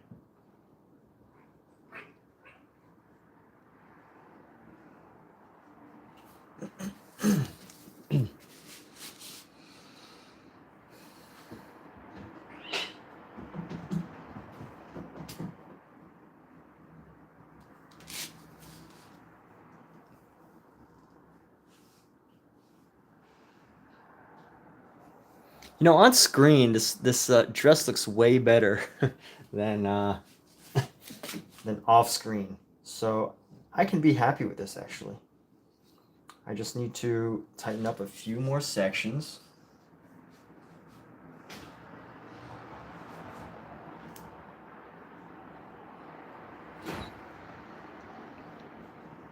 So you can make a Christmas themed journal with scrapbook papers and Christmas ribbon, lace, stickers, images, pictures. Estrada, are you on Instagram? I would be happy to pull up your Instagram and give you a mean critique. No, just kidding. I can pull up your Instagram and feed you all sorts of compliments that make you feel amazing about your artwork. And then we could show it to the world of viewing people now and into the future.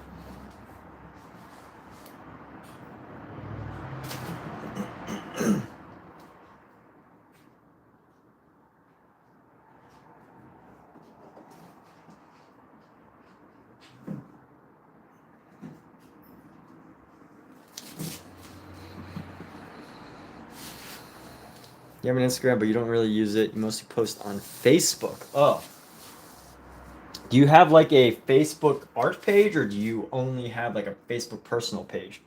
Because I don't really want to, share your personal page as far as Facebook's concerned. But if you have like an art page, I'm happy to, go dive into it and can chat about the art. But you know what? This is at a point where I'm kind of like, yeah, this is okay. This is good. I like it. I might try to add some texture here and there. Let's do that. Let's play with some texture and design here. Texture and design. Let's go. Let's experiment with the texture.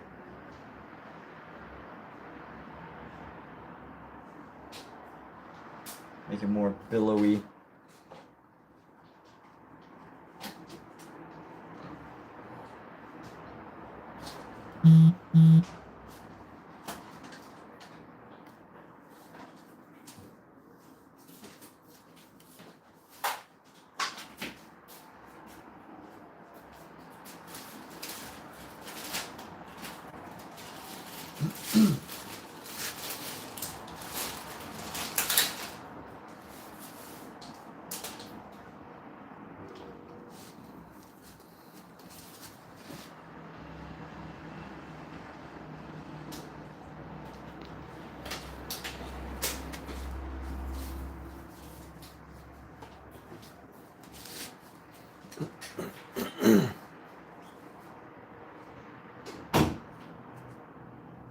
So you said you thought about making an art page, but that's where the confidence comes in?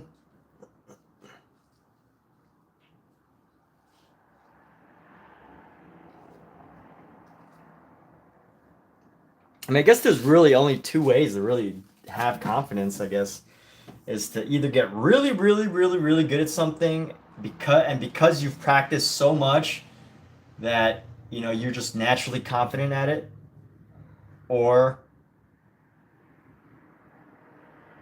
you're just a naturally confident person.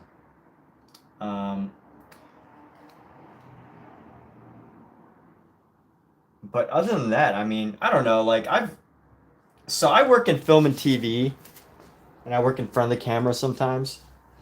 So I guess like it can be a little hard for me to relate, in a sense of like you're not even camera shy. You're like I guess you're. It's not even about being camera shy because we're talking about artwork at this point. So I find that interesting. I've never really been camera shy.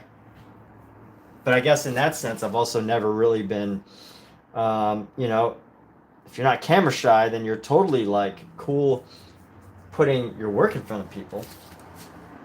But I guess at the same time, it can be intimidating. The first couple times you put your artwork out there for people to judge and evaluate. It can be intimidating for sure. And you know what? Maybe it's not about confidence. Maybe it's literally just about getting over the first time nerves, right? Like I don't know. Is it your first time posting? I'm not sure. But yeah, no matter what, there can always be those like first time jitters, first time jitters.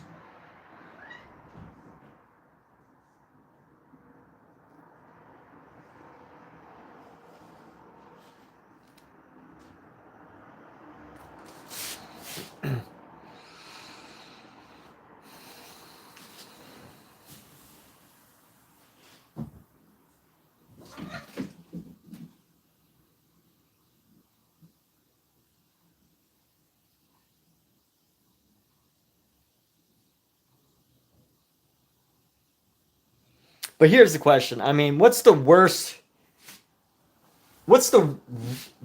realistic situation that could possibly happen if you were to share your art?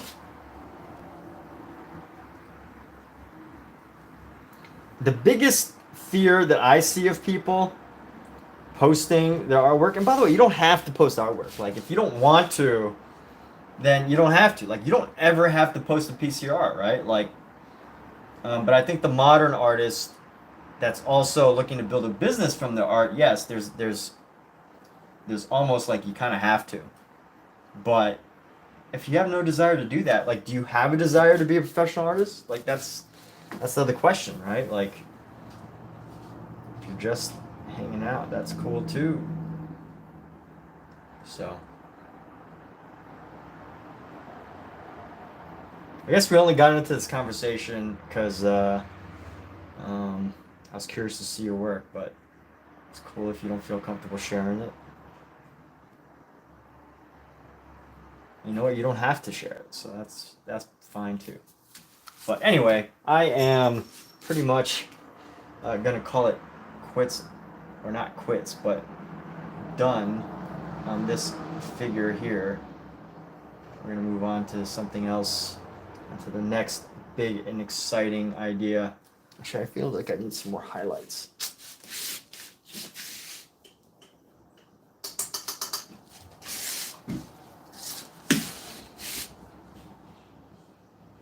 It's hard to highlight something that's already like a really low value of the color.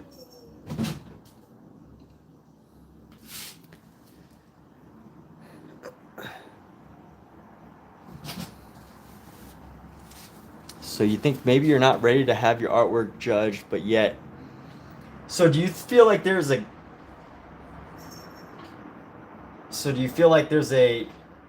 gap there, like a dilemma? Like you have the desire,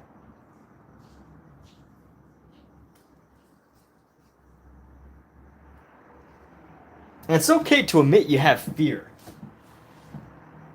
Like, it's okay to say, hey, I'm scared. Like, I'm scared of having my work judged.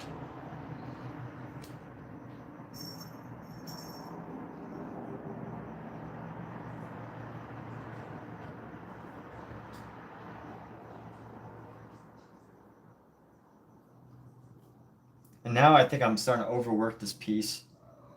But in a few moments, I think I just got a couple more parts just to really tighten up this space here.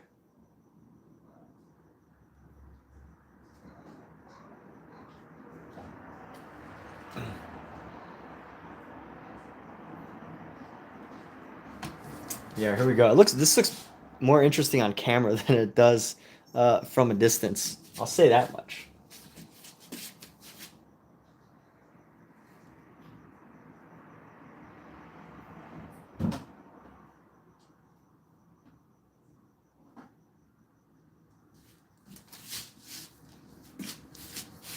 You think so?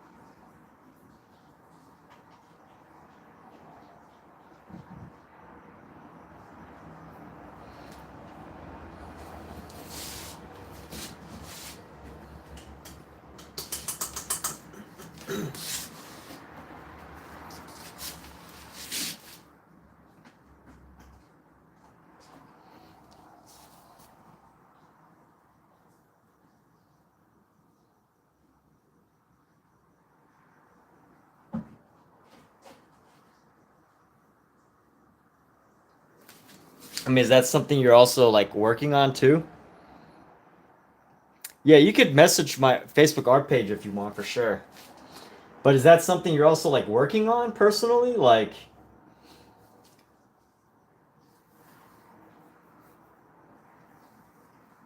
the building up the confidence, or what do you feel like it is that you need? Do you think it's a skill thing? Do you feel like you just have to be open to critique, to criticism? And sometimes you take small steps. Before I ever made, when I first started making YouTube videos, and I was doing like talking videos, the way I started was I would do these, so I would do YouTube shorts, and literally all my videos would be me talking into the camera for 1 minute. And that's how I first started making YouTube videos and getting comfortable with just talking into the camera.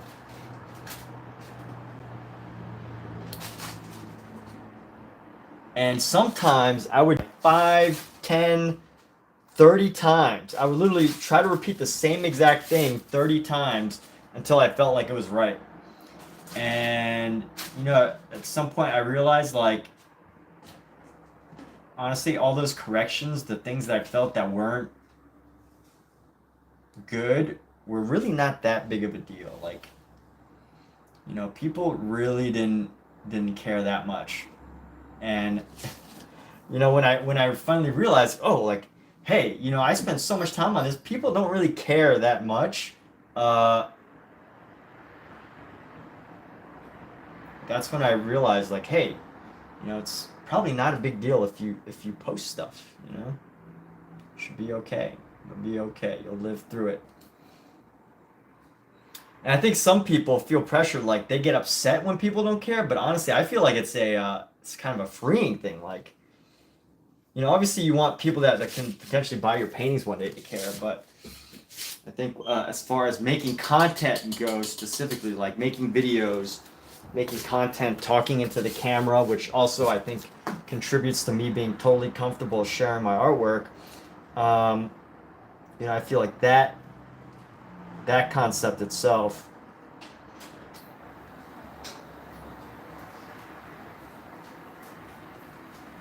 is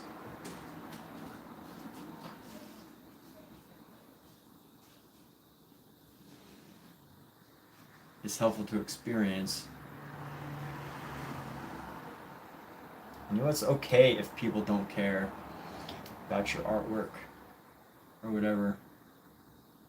You just have to keep making it until they do, and then by the time you get to that point, you won't have these concerns.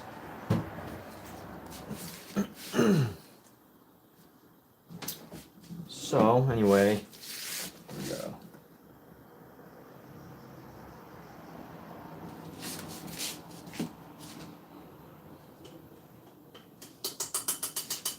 Alright, I'm going to clean this up, and then I'm going to tighten up some of these edges here. So I want to tighten up these edges. I'm going to line them.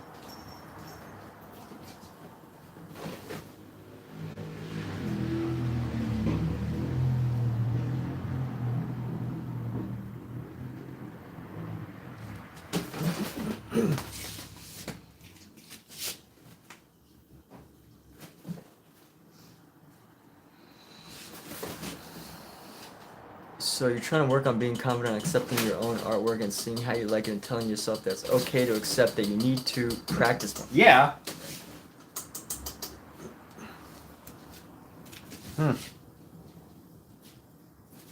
That's quite a lot to unravel there. I'm trying to work on being confident. Okay, that's one thing. And accepting your own artwork, that's they kind of go together, but those are two different things. And seeing how you like it, and that's a third thing, seeing what you like about and then telling yourself it's okay to accept that you need to practice more. So just getting yourself to practice more. I mean, there's a lot of things there. Getting yourself to practice more, I mean, that's important for sure. getting yourself to practice more, being confident, and then accepting your own work. Yeah. But hey, you've narrowed it down, and then from there, all you can really do is just, you know, tackle each of those pieces one by one.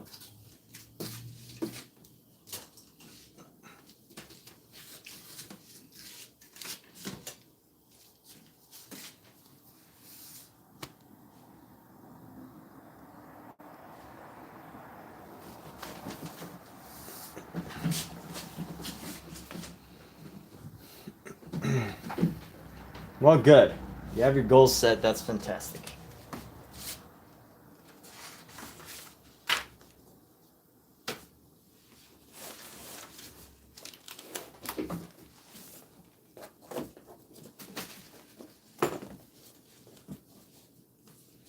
The fact that you've written it down means that's probably likely going to happen. How fantastic is that, right?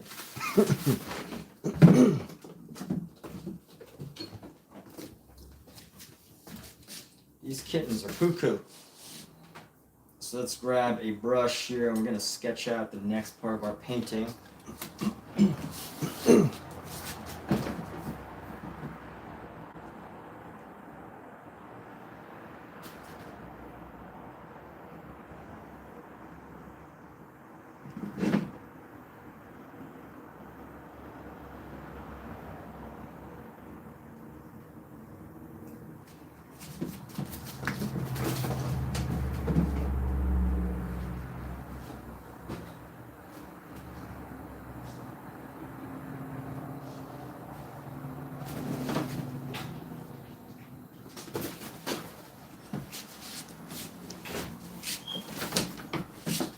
All right, let's do this. This next color, we're gonna use some, we're gonna use primarily, see, purple and yellow here.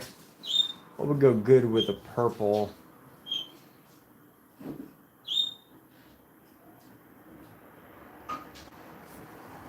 So I'm live like multiple times per week, but there are some times when I get really busy with work that I probably go like 3 times a week. But I try to get on at least four or 5 times a week. Usually in the evenings, like after 4 o'clock.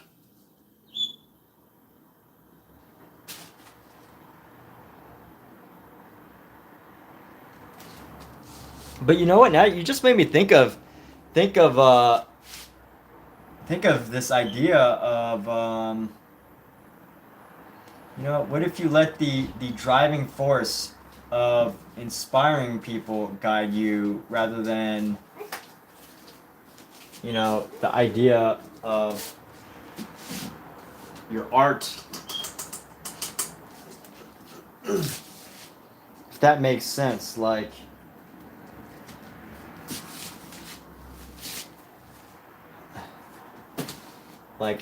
how badly, I guess that's the other question, like how badly do you want to inspire people, right? If that is really, really, really, really important to you, even more powerful than your desire to, than your fear of getting criticized art-wise, then you're gonna do it, right? But if you don't really care that much about inspiring people, then you're not gonna do it. Because the fear is greater than your motivation to actually help others overcome their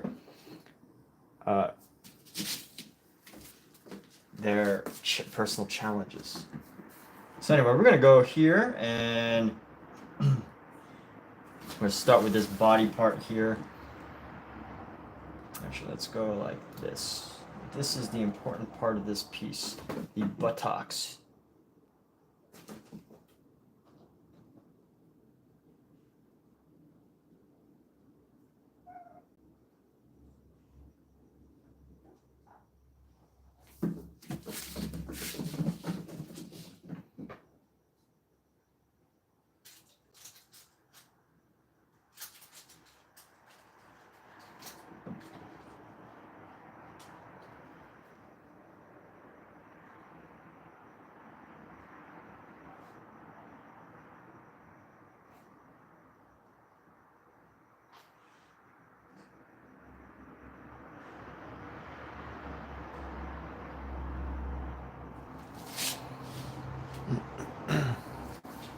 Yeah, you can't inspire people if you hide your work. You can't do anything. Can't do anything with art if you're gonna hide your work. Like literally, you can't. There's nothing.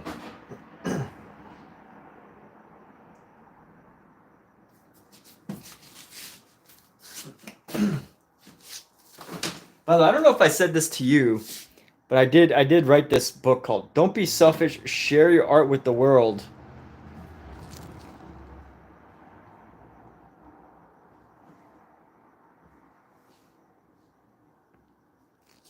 Don't be selfish. Share your art with the world. So you know, a lot of this stuff is actually quite relevant to my thoughts because I wrote an entire book about this concept. You know, marketing, confidence, having that purposeful mission, that self-guiding mission. You got to do it. People are waiting for you. So you said, so would I say one is an artist even if they don't sell their work or others see it?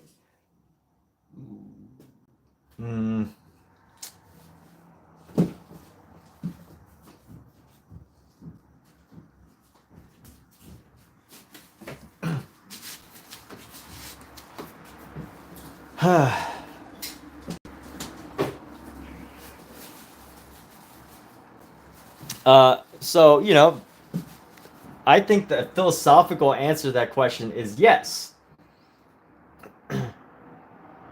But if you're gonna have artwork, right? Like this is like a philosophical, one of those paradoxical questions where, you know, so would I say one is an artist even if they don't sell their work or others see it? One can be an artist, but here's the thing: is that we need people. Like there has to be people in order to perceive anything about anybody, right? So for anybody to call someone an artist, they have to, you know, it can either be yourself or it could be the outside world. So it's like, you know, you could call yourself an artist, but as far as anybody else is concerned, you know, you may not be. So it depends on how, you know, I guess that philosophical idea of is it what's that the Schrodinger's cat, is the cat alive or dead if it has 50% chance inside the thing? I'm sure someone's heard of Schrodinger's cat, right? It's that thought experiment. It's like if you're an artist in your own mind, that's great, but like, you know, if you want the world to think you're an artist, you got work to do, you know?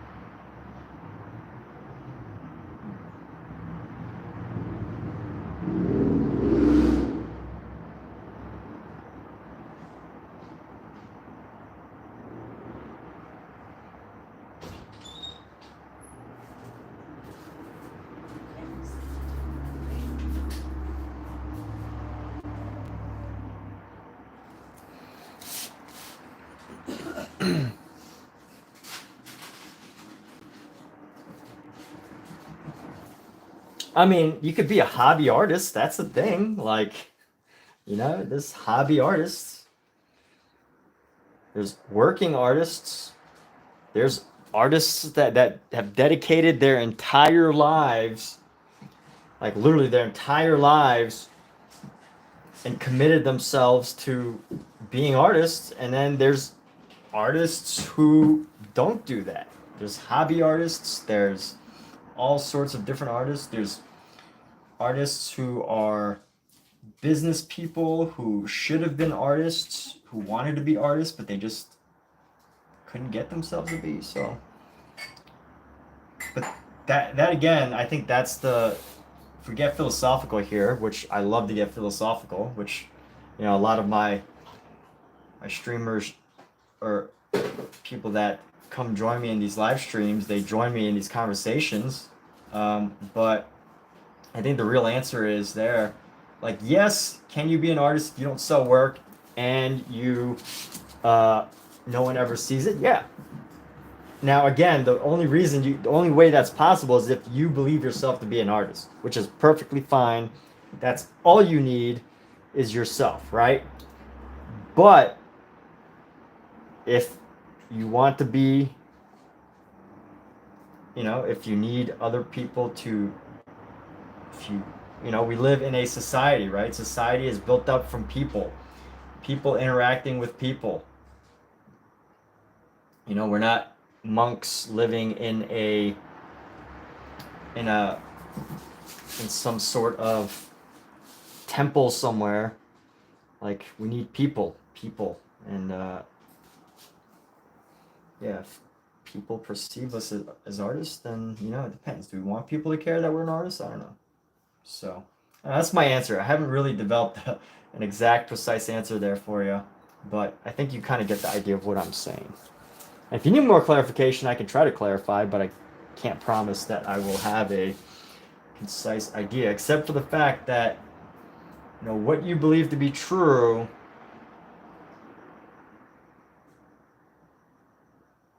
is important, just as important as trying to get other people to believe what you are.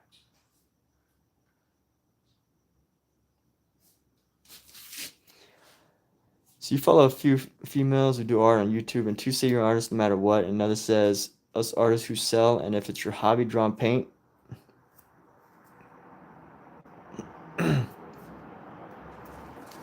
Honestly, when it comes to things like this, you just need to not listen to 3 other people,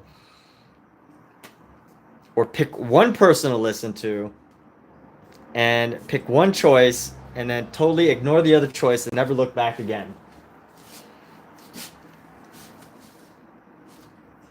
And if that becomes your philosophy, fine. Never look back again. If it changes in the future, that's fine. But you know what? It doesn't really matter what 3 other random people have said.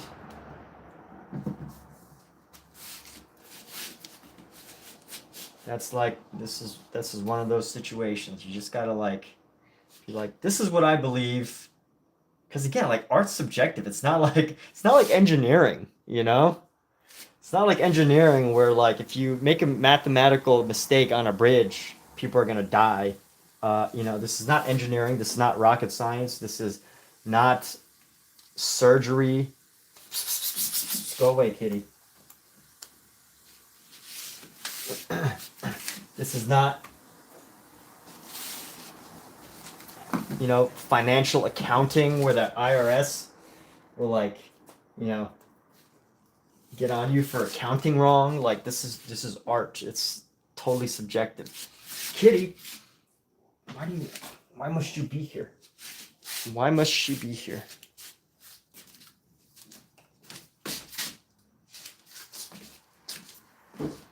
Kitty. Okay, let's get back to this painting.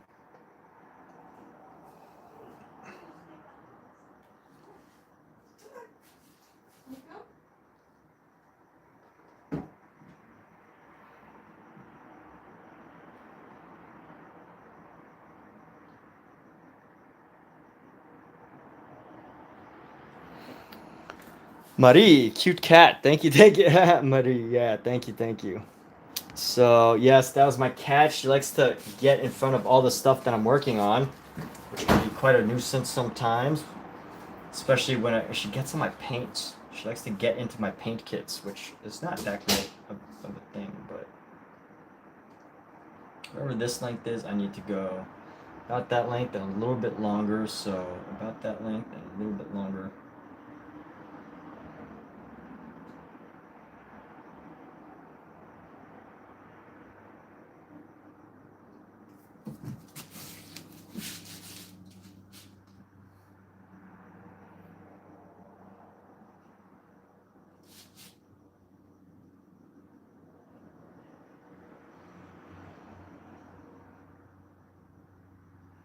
So what brings you here today, Marie?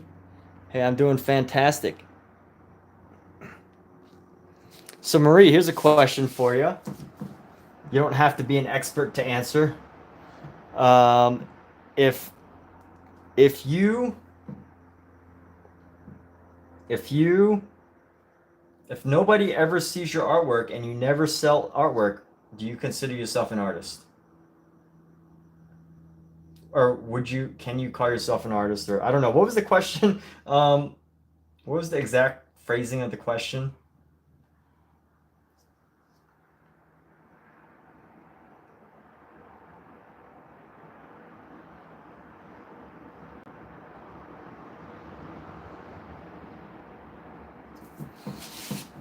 There we go. Estrada. Yeah, what was the precise phrasing of that question? But there we go. You're overwhelmed with college. Well, that's exciting. At least you're in college. College is a great place. Are you having fun at least? Is your college an exciting place to be?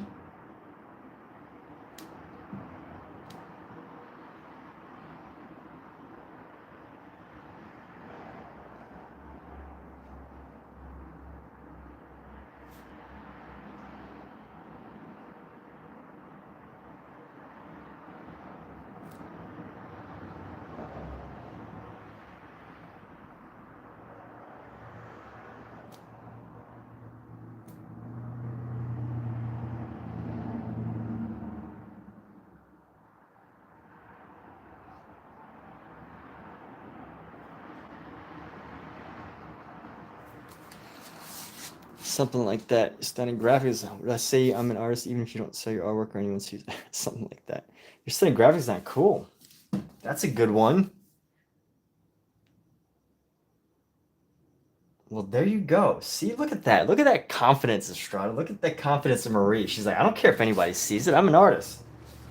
Like, there you go. There's your answer. I'm not even questioning it. Even if I was to disagree, I wouldn't even question what Marie was saying right now, because they're just like, okay, cool. Yeah, that's her answer, There we go. I might disagree, I might disagree, but whatever. That's the answer. That was it. That's her answer. It's been written, it has been written, it has been typed. There you go. So Marie, yes, we've been talking to Estrada about how they feel unconfident about sharing their artwork.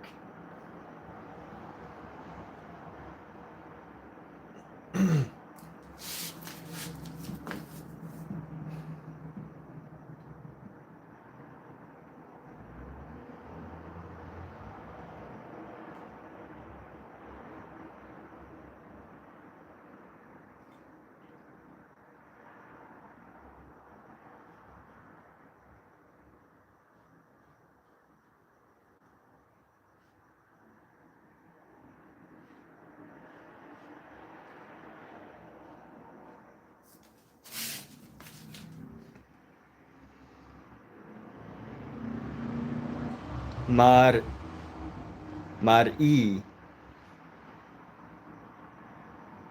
Huh. Mari. Mari? Mari. Oh, okay. Mari. Mari. Oh, okay. All right, cool. Well, thank you. All right, cool. Mari. There we go. All right. Fantastic. I'm sure you've had to correct people all your life for that pronunciation, haven't you?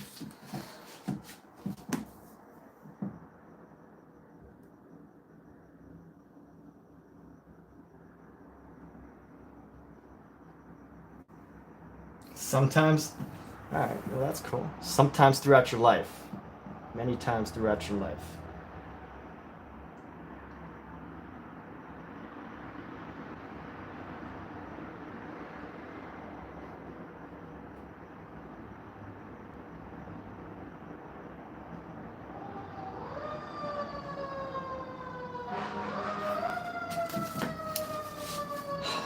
All right, and here we go. I'm probably gonna, I don't know how far I'm gonna take this tonight, because I feel like I want to say that once I'm done sketching this, I'm gonna feel like I don't want to do anymore. But I feel like once I'm done sketching it, I'm just gonna want to paint it.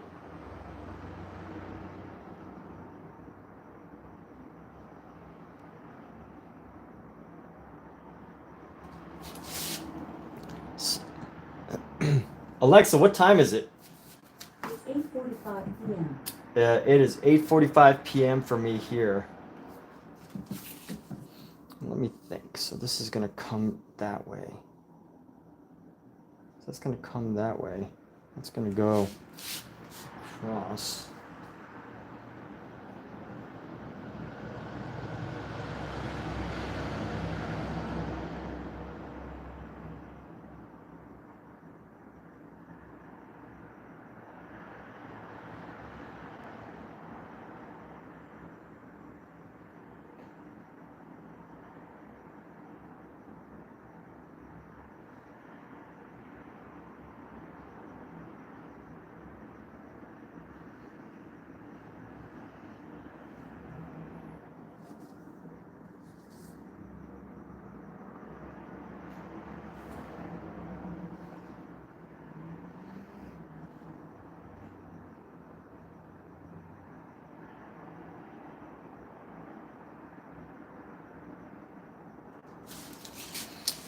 It's almost 11 p.m. here. Yeah, 8:45. So there we go. I use Alexa for so many things. It's still fairly. Alexa, what time is it? It's 8:47 p.m. Yeah, it's still pretty darn early, people. Wow, it is still quite early for me. I think this needs to go right between. Split the difference here. And there we have it. So we're gonna come up like this.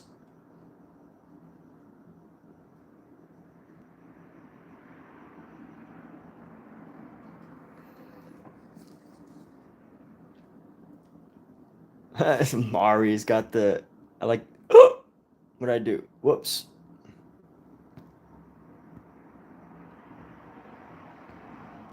I accidentally deleted your message, but did not mean to. Not that it really matters that much. All you asked was what time is it for everybody. But I was trying to look at the picture of your cat. Is that a cat? Your cat eating pizza? Or is that somebody else's cat eating pizza?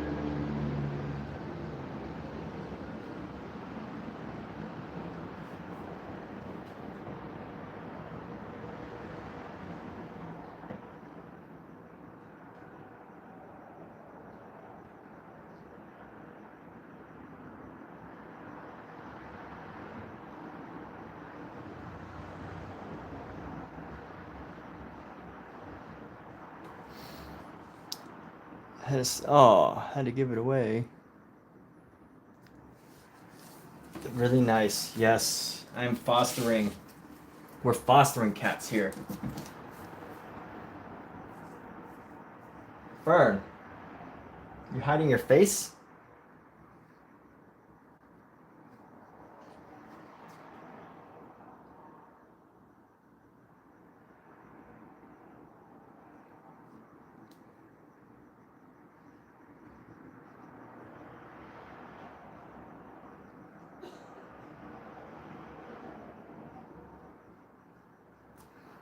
Let's see, that neckline. Go over the leg line. Pretty much, let's see. Neck.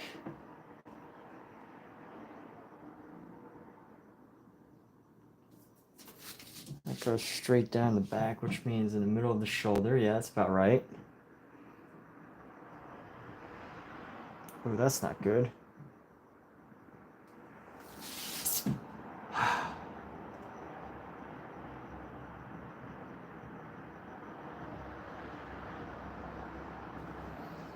Got some issues here. some design flaws.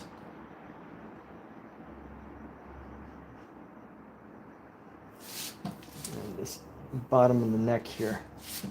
Wow, how did I mess up so bad?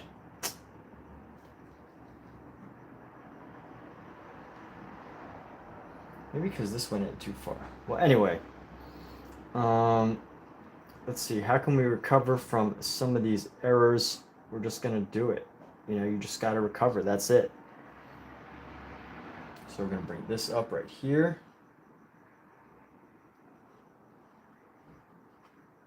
That's gonna go up to about right there. And your dogs,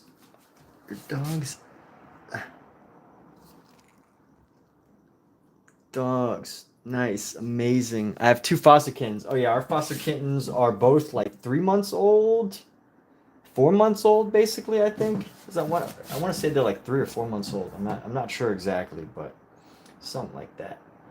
Here we go. So we're gonna bring the shoulder down, and then we're gonna go right here, get to the back.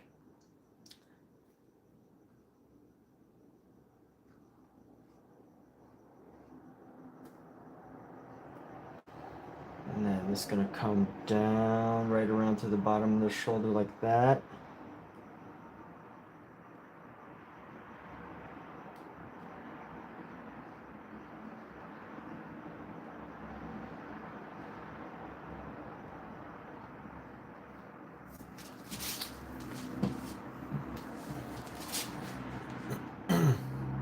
These proportions are totally off, but you know what? We're just gonna stick with it.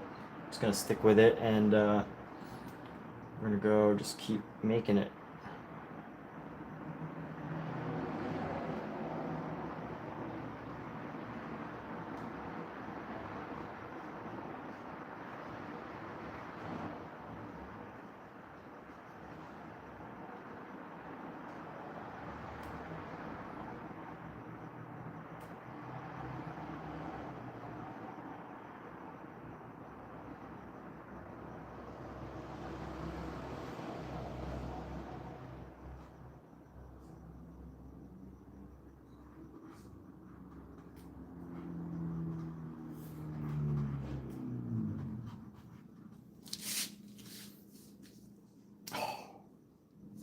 This is so bad right now. Whatever shall I do?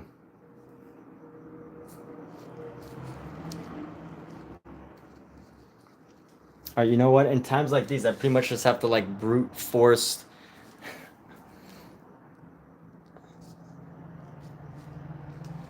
You know what? We're maybe not a better artist, just artists with a different flavor.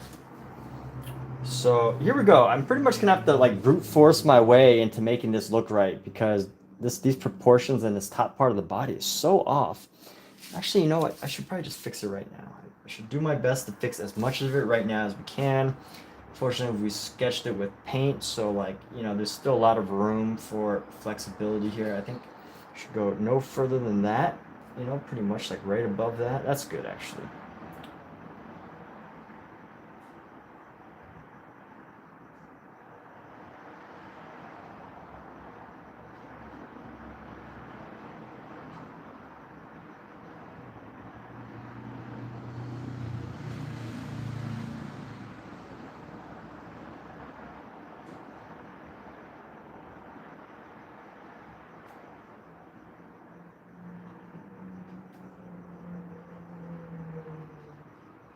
Alright, that's a little better. A little better on the dimension and the width there. For whatever reason, this is still so wacky. So this, I think it's just because I brought it out too far. And then I'm gonna bring it like that. There we go. Alright, let's just play with this and see if we can make it look right.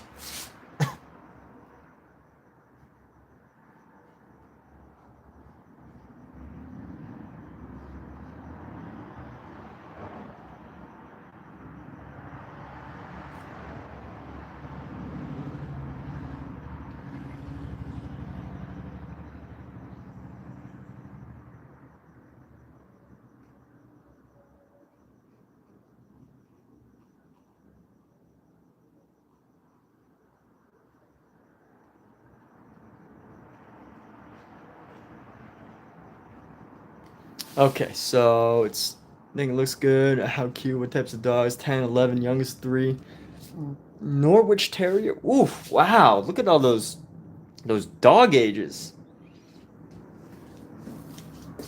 There's some very. Those dogs have been through a lot, eh?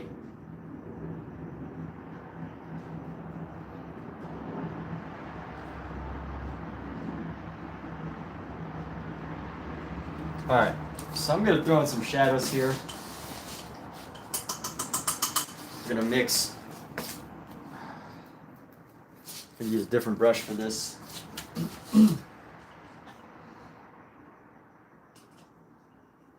All right, let's see which brush do we want to use. Here we go. So Mari, what kind of so earlier you said you're in college. What are you working on in college?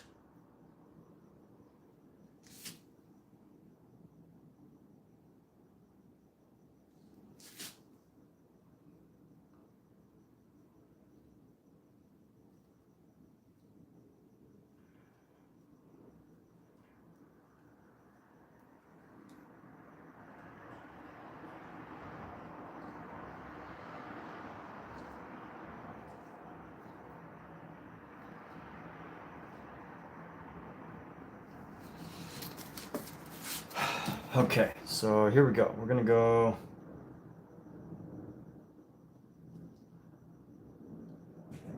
into our shadow here. This probably isn't the best brush to use simply because it's got all these little scrapey edges.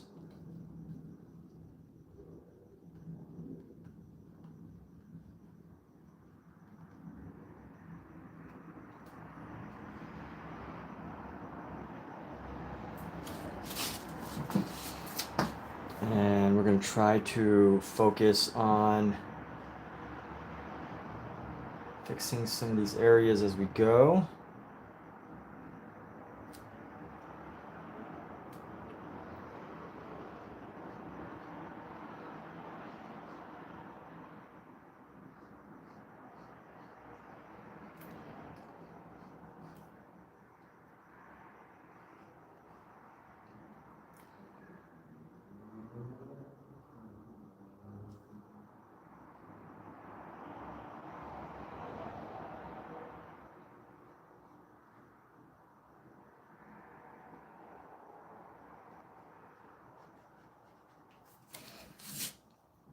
What do I mean?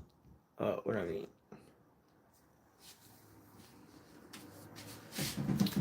Oh yeah, no, because Mara, you said you were feeling stressed about college. So what's going on?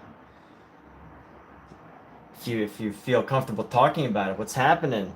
How's sounds like you need to unload some things that have been bothering you.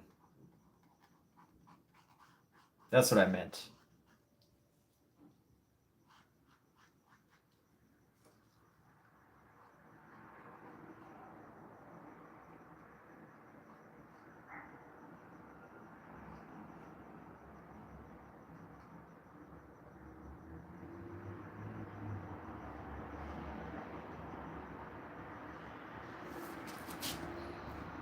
A lot of work taking a math class. Math's worth suffering, mostly that.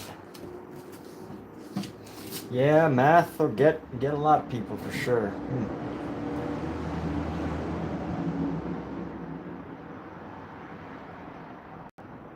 But you know what's really cool is like how math has like, and you know some people say I don't know what you believe about composition, but there's a lot of people that say like a lot of the compositional rules are BS. Like there's no such thing as a golden ratio, and there's no such thing as you know things that you can do like composition that you could do to make things look better. So it depends on what you believe. I've seen those comments before. Now I would disagree, but I do find it interesting to how math plays such a big part in good design.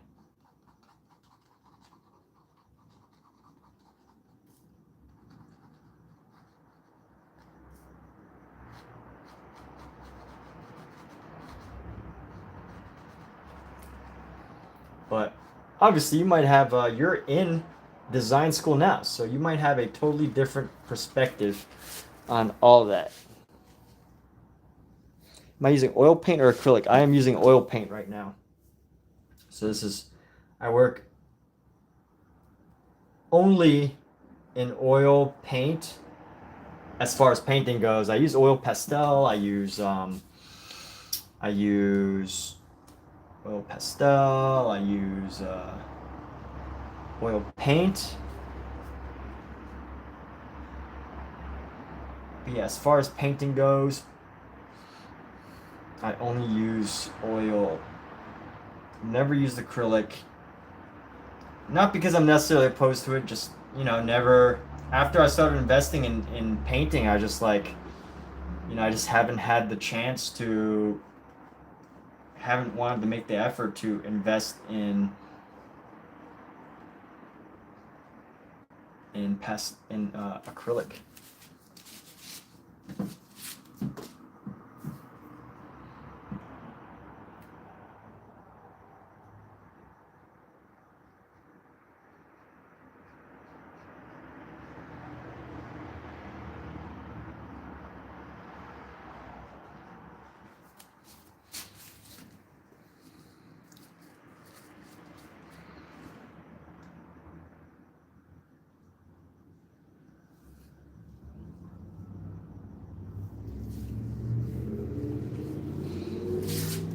You know what? Like, multimedia artists are so popular now. Anytime I'm in like a gallery or something, usually it is some multimedia artist that is there. And by multimedia, I mean, you know, an artist who, you know, might focus on what, you know, they might have like a sculpture, but the sculpture has like, you know, all sorts of different designs from all sorts of different mediums in it.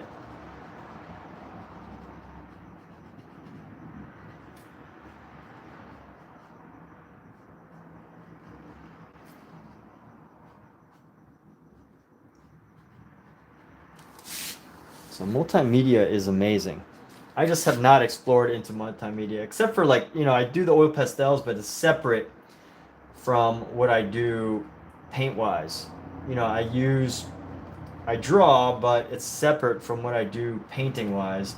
And I guess there's at some point I could figure out how to bring it all together. Like I probably use oil pastel right now because the oils are all gonna work together anyway, but I don't know. Haven't gotten myself to.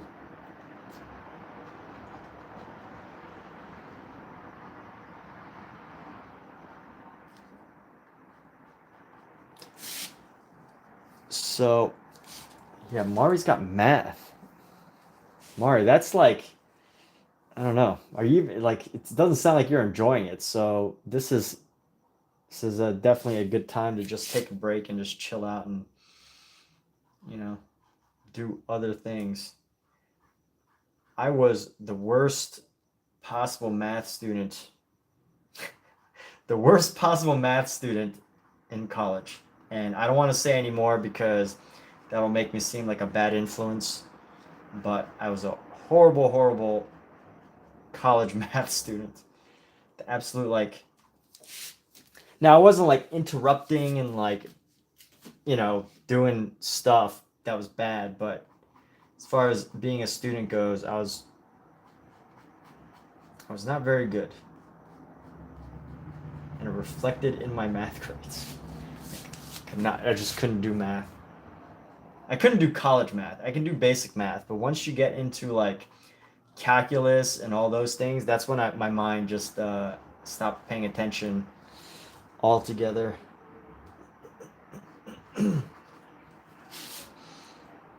Butt and back.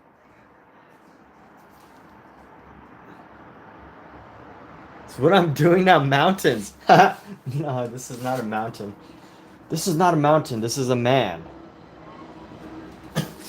Yes, these are all figures of bodies. Yes, it is a back and butt. Exactly. And here we go. We're going to go into here. Use a nice orange orange, yellow, white. Let's get the orange and yellow into here, and then let's grab some white. Actually, you know what? This color's okay.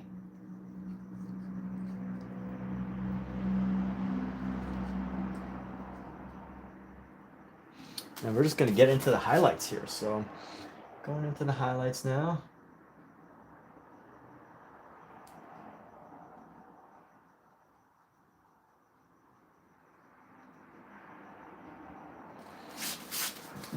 All right, and here's some of the fun part. We could basically just play with the brush now at this point, like, because this is pretty much all just highlight here. So once we get this, we can start to separate the paintings.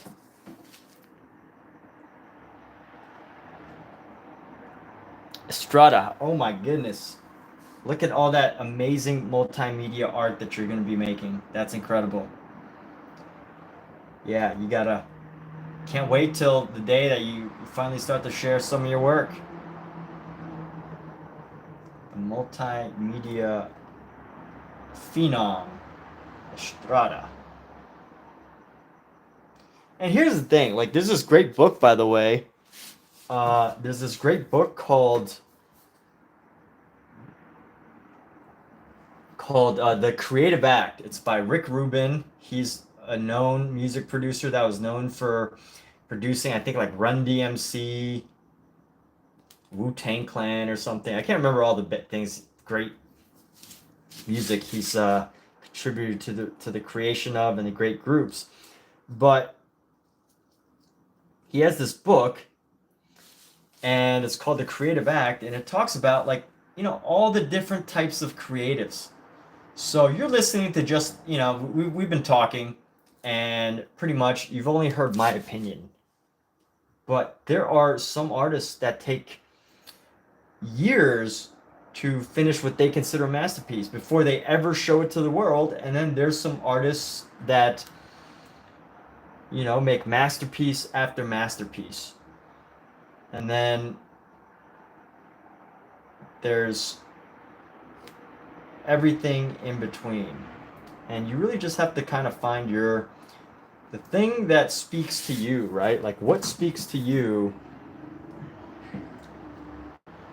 Like, who's an artist that speaks to you as the type of artist you want to become? And they're, I think, the ones that you should be listening to most. Not getting the opinion of another YouTuber. Not, you know, reading opinion posts on Reddit, but actually, you know, looking for the story of the artist that you actually admire. Frida Kahlo, Pablo Picasso, Leonardo da Vinci, Gustav Klimt, modern artists, any modern artist, Mark Maggiore. I consider him a great artist. James Gurney. Whatever artist you admire, Cause, I don't know, like whoever. Taylor Swift, maybe it's not even a musical artist. And then just listening to them, find out what they probably believe about art, and, you know, find them as a model. But here you go. You try to get into Instagram, really try and post there. Sometimes you tell yourself you're an artist that's not been discovered yet. Yeah, listen to yourself. Omizu. Yo, Omizu is the best at, like, taking really complex ideas and, like, turning it into, like, its most pure form. It's like what takes me like 5 minutes to explain. He's like, "Oh yeah, no, this is what you're saying, dude. You're just saying best advice. Listen to yourself. You know, you're just saying listen to yourself. Trust your own creative, what your own creative mind is telling you. You owe it to yourself."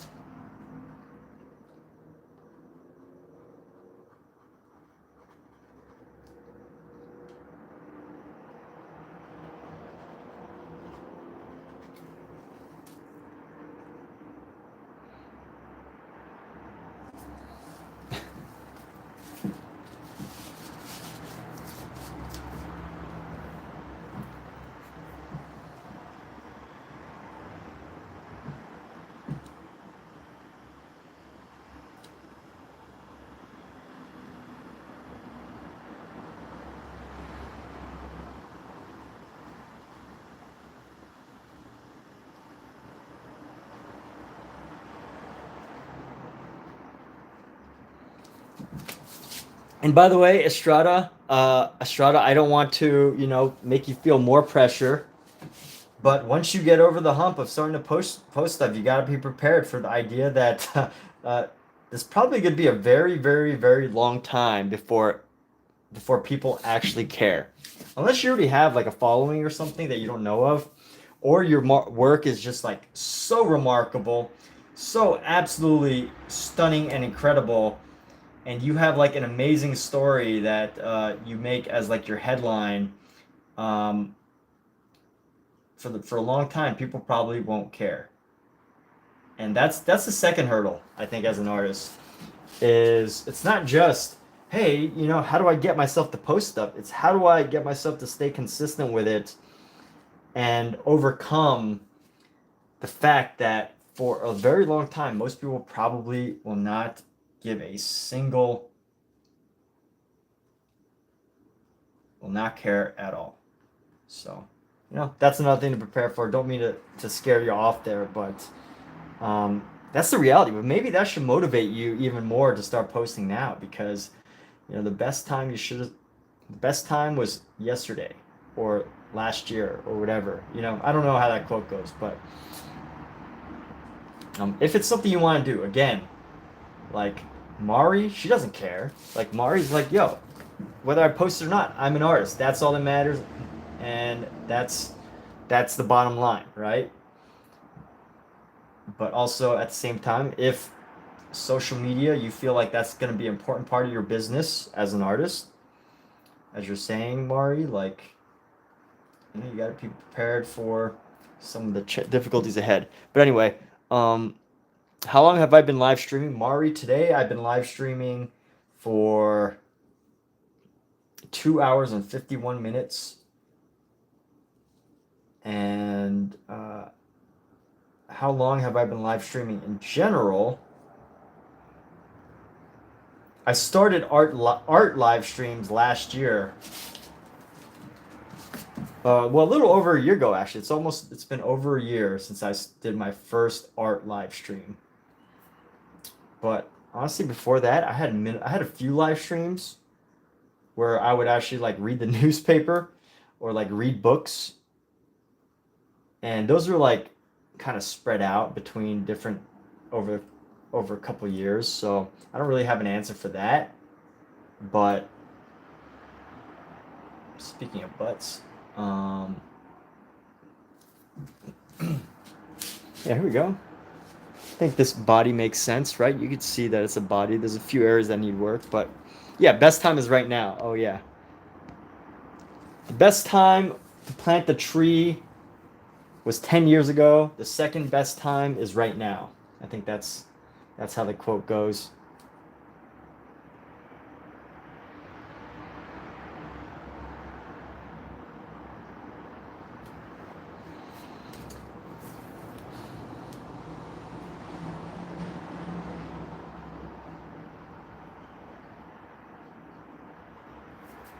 But hey, you also got to be prepared. Like, there's going to be a lot of challenges along the way.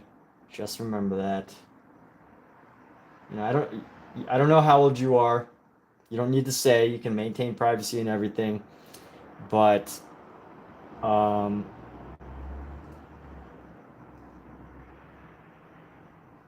gotta be prepared for the challenges that come with going after your goals.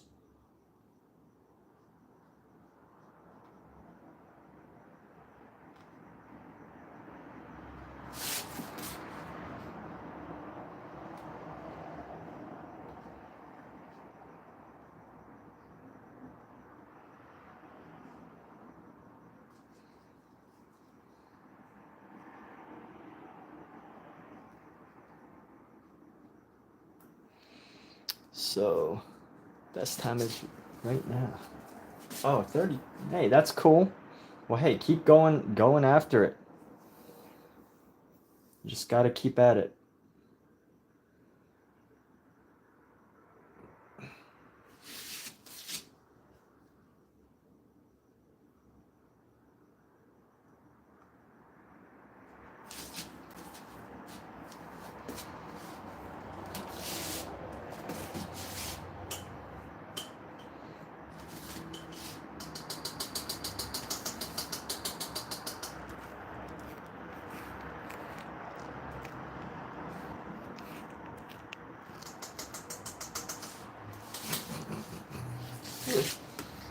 You guys can't see the moderated message because someone keeps sending these goofy messages, and I can read it, but I'm not gonna post it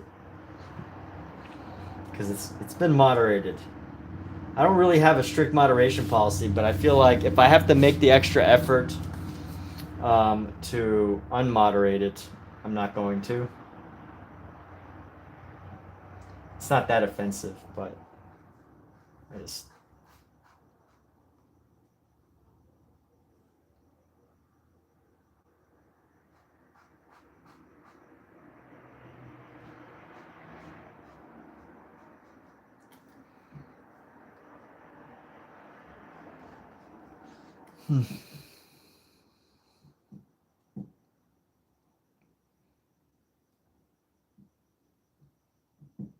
Yeah, I'm 34.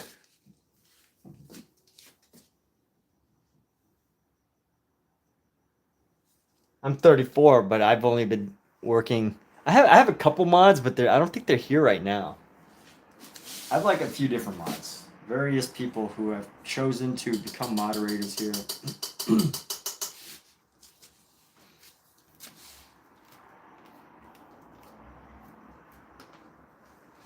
I totally would have randomly made Omizu a mod, but I feel like Omizu's just here to chill. I don't want to like be like, yo, Omizu.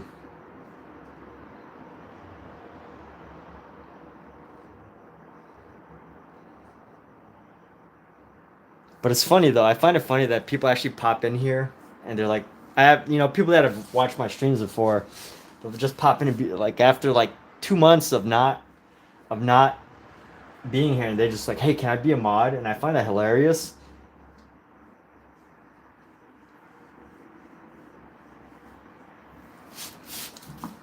But like some people just love the idea of being a moderator. I don't know.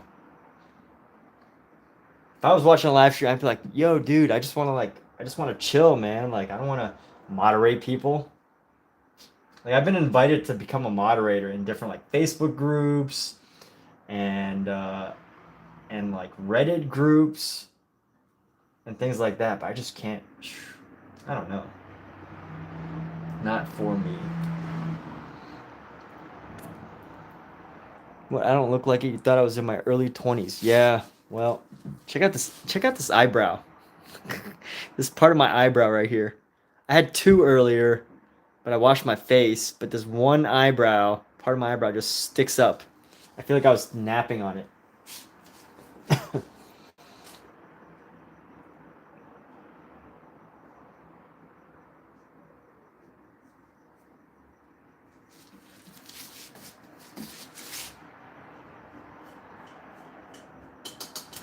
The butt cheeks kind of have like a nice highlight, right? It's like it looks like there's like a light coming from underneath. I think I'll keep that. And that said,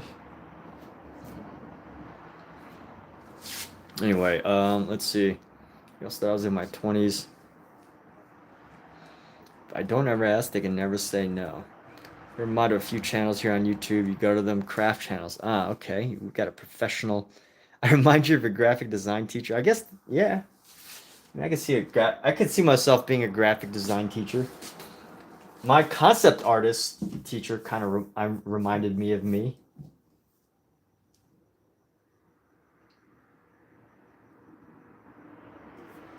I'm gonna clean off this brush. I'm gonna use a tighter brush here to get into these details.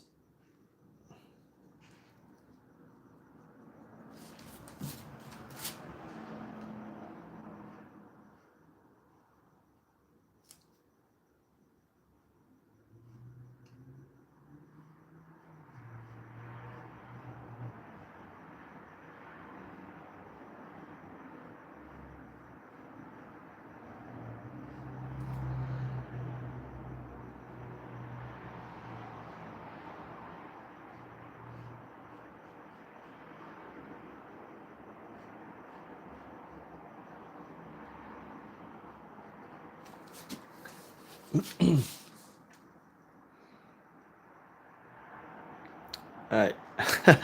All right, Amiza, you take care, dude. Am I a teacher? No, I don't even like to teach on these live streams. Like, I don't consider I consider my YouTube channel very far from a teaching live stream because the thing is I don't think I'm good. I don't think I would be good at telling people like, you know, how to paint because it doesn't really agree with my philosophy. I don't really want to tell people like this is how you should paint. And you know what? Like it's just like pretty straightforward, right? Like you sketch something out and then you paint it in. And I know there's more to it, but like you know, I'd rather work with like you know just like be on like YouTube streaming, sharing ideas, sharing thoughts. But my mind is too chaotic and disorganized to teach young people. Maybe adults, but to teach young people, I don't know. I'm a little too too all over the place with my thoughts. I would confuse a kid.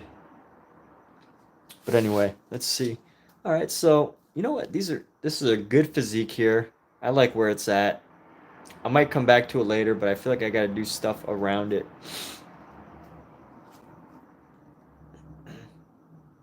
It is coming. You know, I'm surprised it is coming along fairly nicely. I was this thing right here looks better from a distance than it does up close.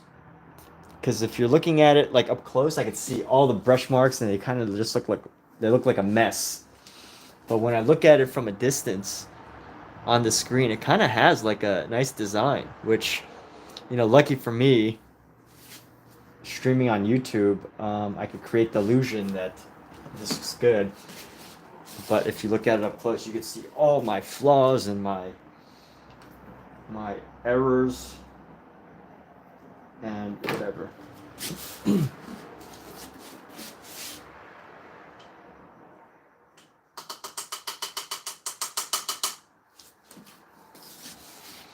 You think I'm good at motivating people to draw and paint and like bringing people together? Yes. I will, I do aim to, I have asked Omizu, him and this other person, Mark, that comes around. I've asked them to see if they would help me start some sort of group. But I think their response was that we've already got a group. Like, we've already got stuff going on right here, right now. So we don't need one.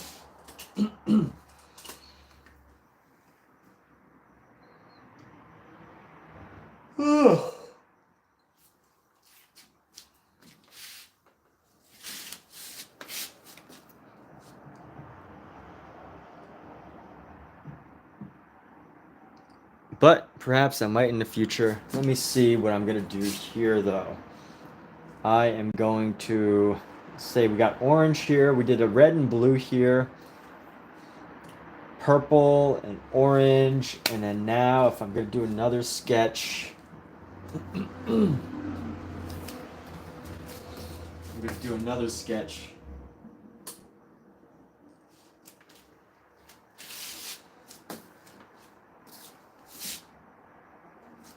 It's been about 3 hours. I'm probably going to be streaming for just a little longer.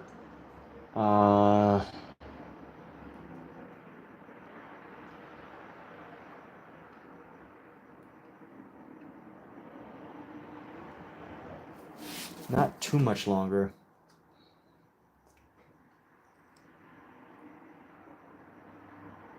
You know what I want to do?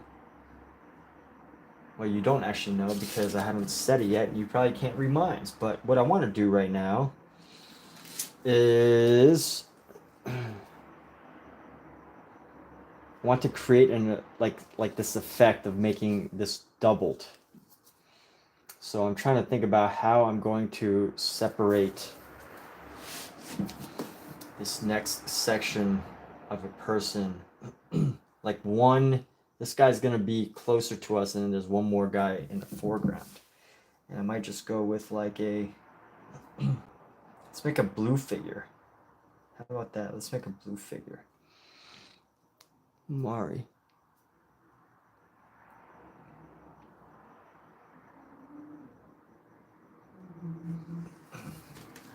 I'm not live every day. Sometimes I'm live more than once a day, but I try to be live like 4. I try to do at least like a couple hours 4 nights a week. 4 days a week. Depends on my work schedule, which changes all the time. But yeah, 3 out of 4 times I'll stream after like 3 p.m. and like 1 out of 4 I'll start early, like earlier. So here we go. Let me do this sketch right now. I'm gonna do this body. We're gonna make it like he's kind of behind him. So we're gonna make it, basically gonna make this like a duplicate but behind him. So let's go, or in front of him. I guess it's in front but also behind. It's gonna be kind of trippy. It's gonna be a little bit interesting. So we're gonna go like this.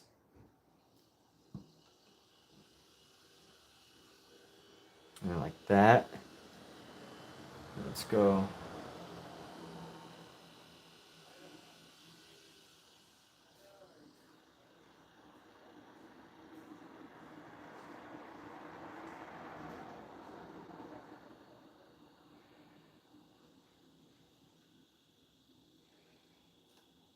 And then I think the arm, let's see, so this is gonna come like that, and then like that, and the arm's pretty much gonna come down here. So we're not gonna see any of the top part, any of the front part of his body, pretty much.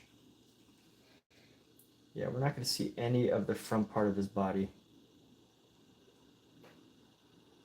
which is great. And then we're gonna come down here, bring this down a little bit. Oh yeah, different channel. Yep. Yeah. No, I don't stream every day.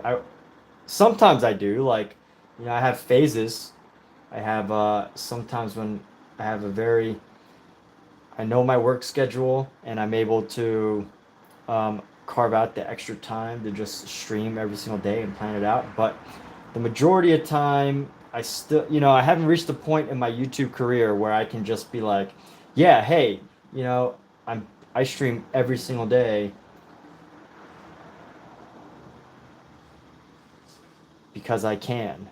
I haven't reached that point yet. So maybe one day, that's the goal. But for now, I am still just working at it. So here we go, sketching this out. Oh, I made it so hard for myself because what's happening now is basically I have to imagine where this body part is going to be. How do I explain that? Like I can't draw on this part and I can't draw below here. And because of that, I kind of have to pretend and imagine like only the center line without having the surrounding area to really help to guide me. But that's okay. We will figure out what to do. It's just, it makes it a little bit more difficult to estimate where things need to go.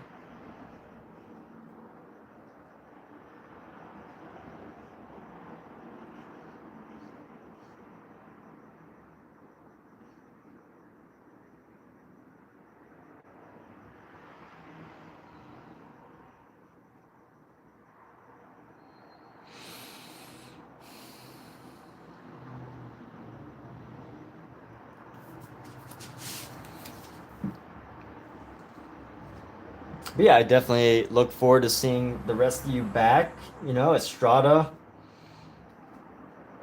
If you take on this challenge, I hope that if you take on this challenge, it would be great to see you finally make a lot of Instagram posts. And Mari, I guess you're just trying to get through your freshman year of college, which is pretty great. I mean, that's an awesome time. It's like the best time of your life, isn't it?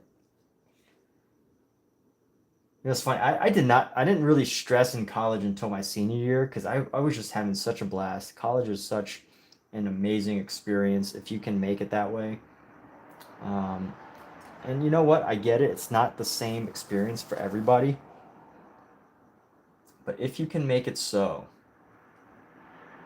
it is a wonderful, wonderful time. So we're going to go like this. We're going to go down.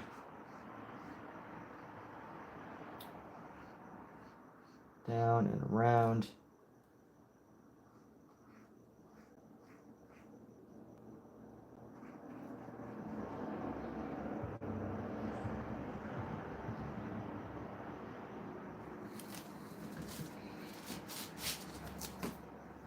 I guess this can be where the arm is, right? Arm.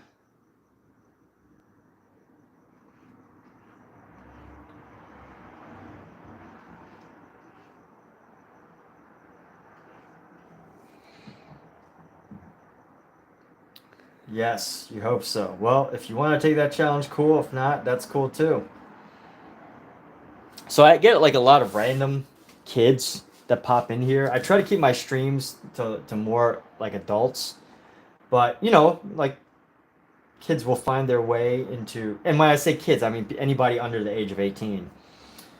And they'll ask me, they're like, "Hey, can you look at, can you look at my drawings?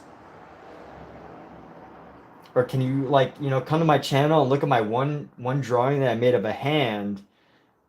And my response will be, "You know what? I'm happy to look at your drawings. I will definitely take a look at your artwork." Because they're trying to look for like, they're trying to look for feedback, and that's cool. I get it. And my response is usually, "You know what? Like, but before I look at your hands, I want to see 100 hands. I want you to draw 20 hands before you ask me, because once you're done drawing those 20 hands, you'll find the answer to your problem. You will find the solution of whether your hands are good or not, because you'll draw so many." So when I get kids like that who need that type of feedback, it's kind of like my canned answer.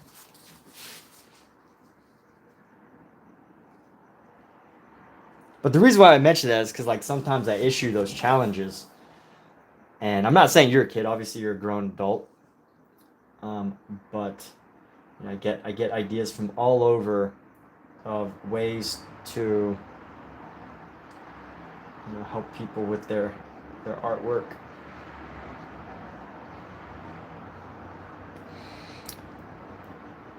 "20 hands? You can't draw hands."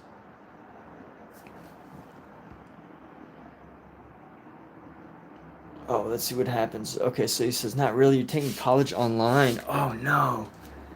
You haven't seen your friends because you moved. Oh my goodness. Yeah, that's totally different experience. I don't even know. That's like, so hopefully you can see your friends too. You'd like some feedback? You do landscape. Well, hey, draw, if you want feedback, draw 10 landscapes. I'll give you critiques if you do 10 posts on Instagram.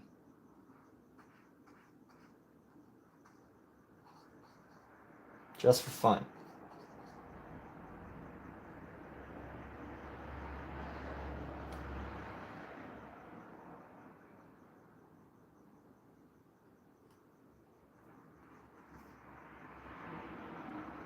So if that's about there, that top of the head to the top of the head, and this lower back to the lower back should pretty much be about the same area. So let's see, where's the top of the head to the top of the head?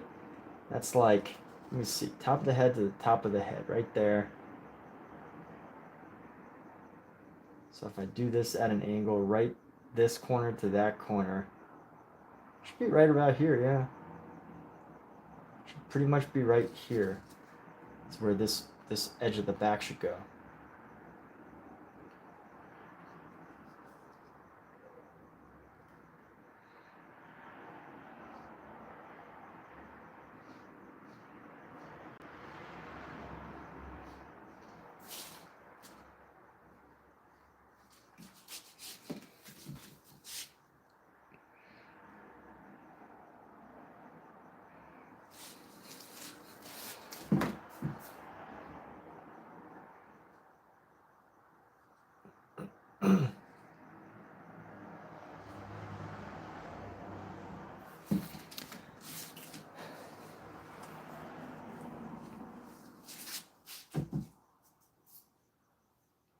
So then, out of curiosity, just for future reference, you said that you want feedback. What type of feedback would you look for? Because, when it comes to like that type of work, you can't really, you can't really give feedback. I mean, obviously you can like ask someone how they feel about it, but I think especially for abstract work, it's up to the artist to actively seek out, the answers that they're looking for, like yeah, this is an abstract work. It won't make sense to pretty much anybody who doesn't get it.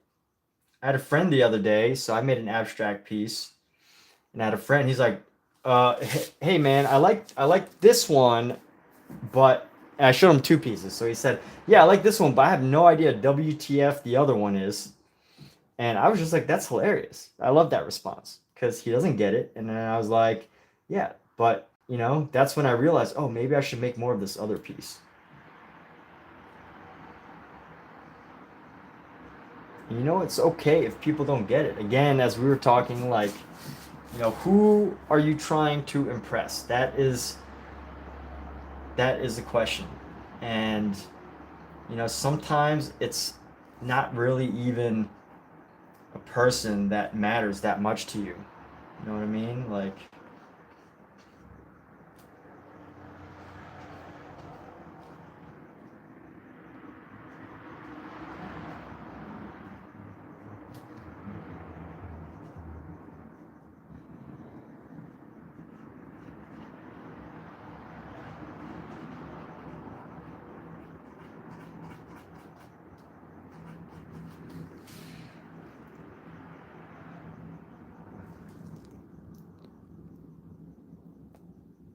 me neither. If you see a tip from YouTube Shorts, then you try that when you draw, and then you just go from there. You want to compare your art to others. Yeah, so Mari, the other day I was sharing an example, or I was just like, the other day I was painting, and I came to this realization, like in my head, I post online, the internet. Obviously, I make content, I make YouTube live streams. Those are important things for me. And at the same time, I had to like ask myself, like, who, and part of the job is, yes, I have to, do work that's good enough that people are like, oh wow, I either want to learn how to do that, or oh wow, this person is interesting enough or creative enough that I would like to, I would actually feel like it's worth my time looking at this person's work. So, my work, what I do definitely depends on that, right? But at the same time, I was wondering, like, when I post certain stuff, like realism work or whatever, who am I trying to impress? I had to ask myself that. I had to be like real. Like, who am I really trying to impress? Because I feel like if you really ask yourself that question, the answer is going to be people that you don't always necessarily care about, like people who are overly critical, maybe people who are trolls. Like I don't like I don't know, but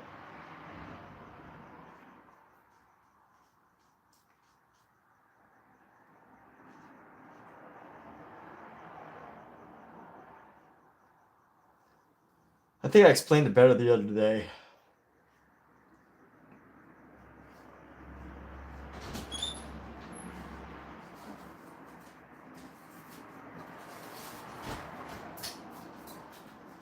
But you get the idea. You get the idea.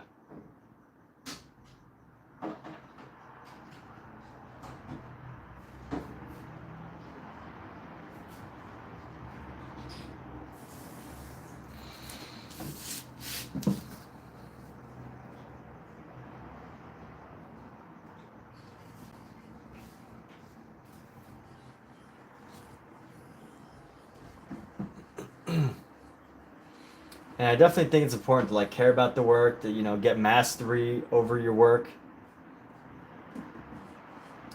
But at the same time, keep in mind like, who you want your audience to be.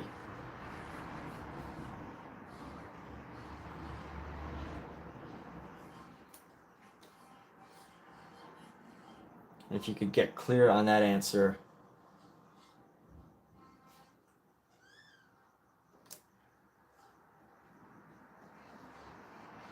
You'd save yourself a lot of trouble.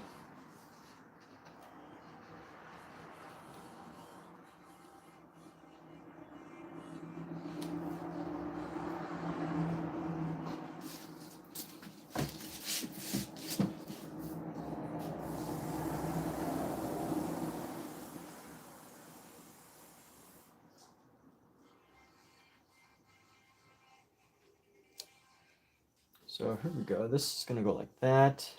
We're gonna come around, and then this piece is gonna come down like so. Actually, this needs to come down a little further.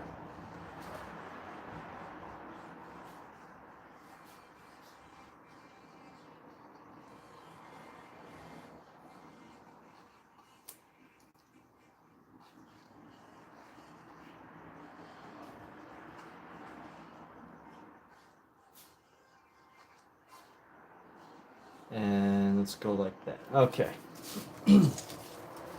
Let's see. How can we use this blue to close up this space right here? We go straight across.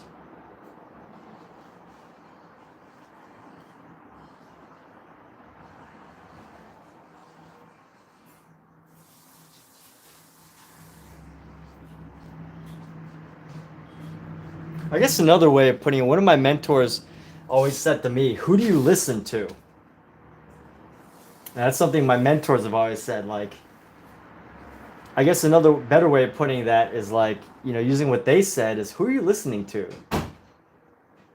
When you go online, try to get feedback, try to get inspiration, trying to get like thoughts. I mean, you know, we go online, it could be all sorts of random people. And I think the way my mentor was describing who do you listen to, you know, they were describing it like, hey, who are you learning from? Like, who are you teaching from? But I think it also works the other way around. Like, who are you trying to, you know, reach as far as artwork is concerned? You know, like those types of things, those types of questions. Who needs to know about your artwork? Who is giving feedback online that, you know, you feel like you have to take without even questioning who it's coming from, you know? That's something to think about when you're trying to share your work and stuff. But let's see, this back needs to come out a little further and bring this down. I'm going to bed. Going to bed already? I fell asleep in bed. You did? Alright. I'll probably be there in like, I don't know, an hour. 45 minutes, 30 minutes? I'll probably be asleep, but take your time. I just need to sleep. Okay. Alright. I'm actually just going to paint a little bit more and we'll probably be done. But what do I need to do right here? I need to take in some of the dark shadows. Are you a kitten? And go with some of the darker shadows around this blue here. Just try to pull this.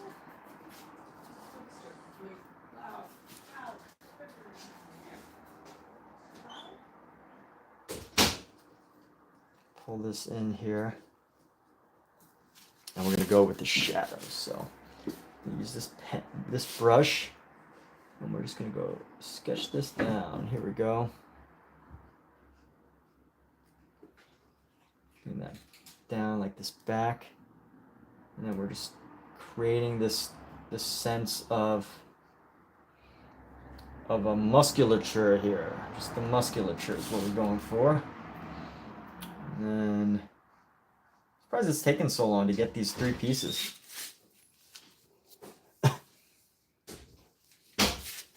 Surprised that it's taken so long. I feel like these pieces should have been much quicker, but anyway, we're going to get this musculature right there using like the super dark shade of blue. It's like an ultramarine that's going to help us get this effect that we're looking for. And this back is a little bit too curved. So we're gonna try to straighten it out just a little bit, but we're gonna come around this way. And then here we go. So down and then down. And then here we go. Boom, boom, boom. And boom. Be awesome, Mari. So let's see. You want to create a comic, but you first want to improve. Let's find your art style. There we go.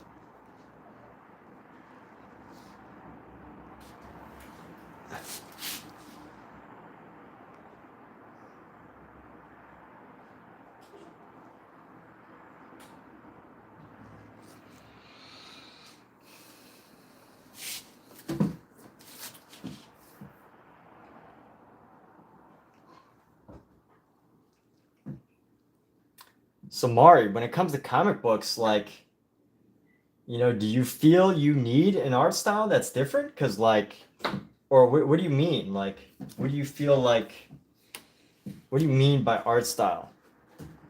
Because when I think comic books, I mean, like, you know, in my opinion, it's like there's only so many ways you could draw Batman. There's only so many ways you can, I mean, maybe there's infinite ways. I don't know. But my point is that, you know, there's really only so many ways you can design. You know, any comic book artist would probably love to have a contract with Marvel, right, and do that. So when you say coming up with your own style, do you mean like, you know, having a unique way of making these characters, or do you mean like coming up with your own story that is totally different? What do you mean by that? Like,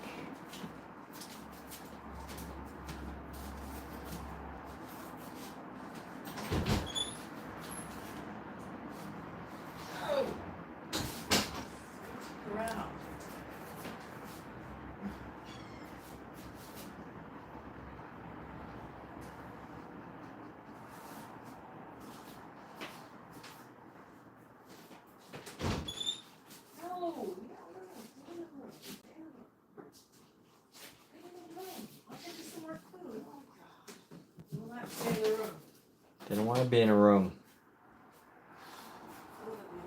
Huh? I want to be in the room. We don't want to go to bed. You have to.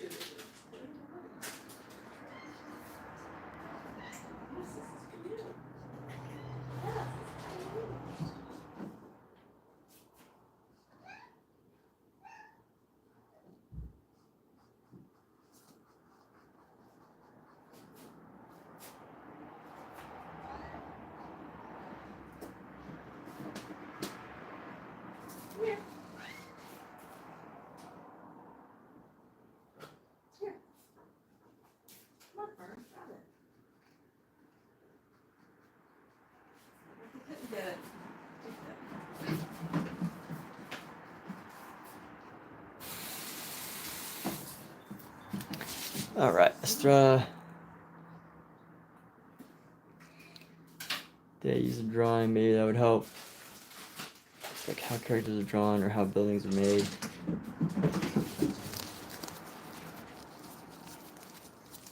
That's a character thing. These, yeah, you hang out. If you look at Japanese manga, Korean manga, there are a lot of different art styles, and you want to find one like that. Ah, okay, yeah. Well, hey, you know, those Japanese manga artists are like insanely talented. And, you know, so like I asked Alexa the definition of anime the other day. I asked her what if Pokemon was considered an anime. And she said no, because the only way for anime to be called anime is it must originate within Japan. Which means basically if you live anywhere other than Japan, like, you're not gonna, it's impossible to have a career in anime unless you work remotely. But I just found it interesting. But that said, you know, those people that make anime are are so darn good. They spend hours upon hours upon hours every single day just drawing and sketching and drawing and sketching, and just they are so good.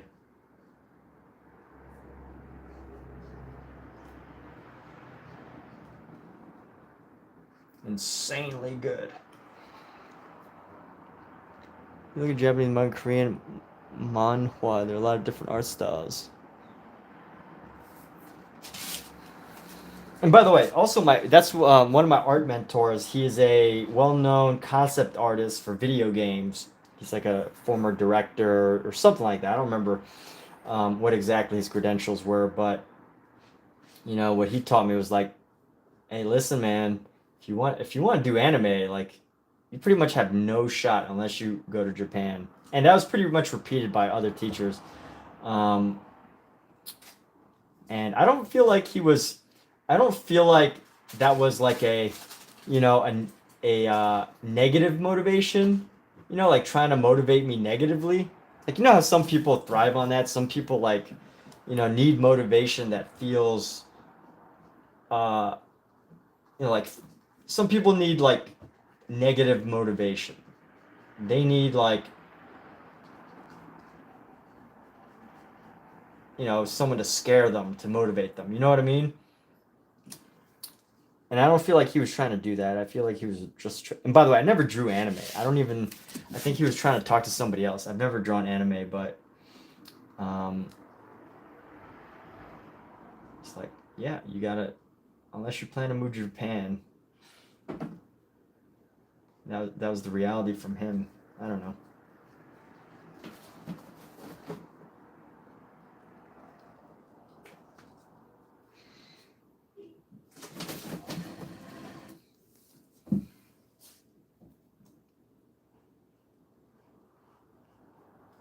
Yeah, there we go. I love this. We're all brainstorming to help each other succeed. How wonderful is that?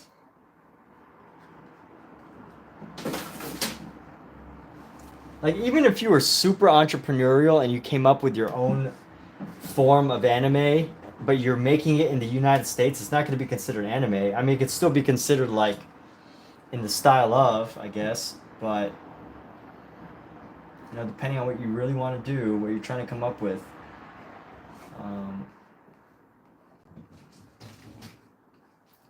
Yes, location's important for that type of work.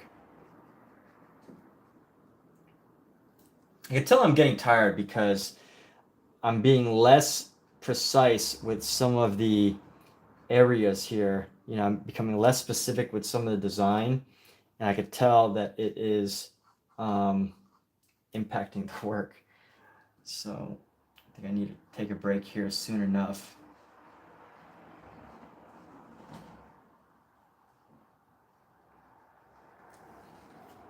Which I am. I'll take a break pretty much in the next minute or so, the next few minutes. But let's see, that's a shadow, so we're gonna go with this color, throw in the shadow right here. And yeah, but hey, thanks Estrada, for helping to share ideas with another streamer. That's great. So Mari says, you drawing, making a story, and all of that is what your current goal was for a long time. Drawing and making a story and all of that is what your current goal was for a long time.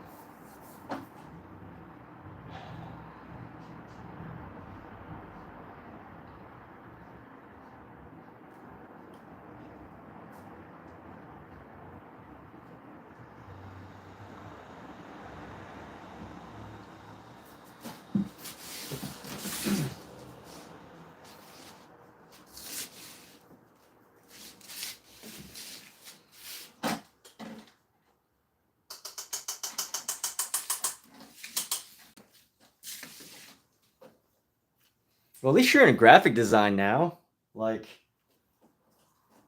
at least you're into graphic design, you use the same exact tools that the majority of manga artists are going to use, which is basically opposite of blue is orange.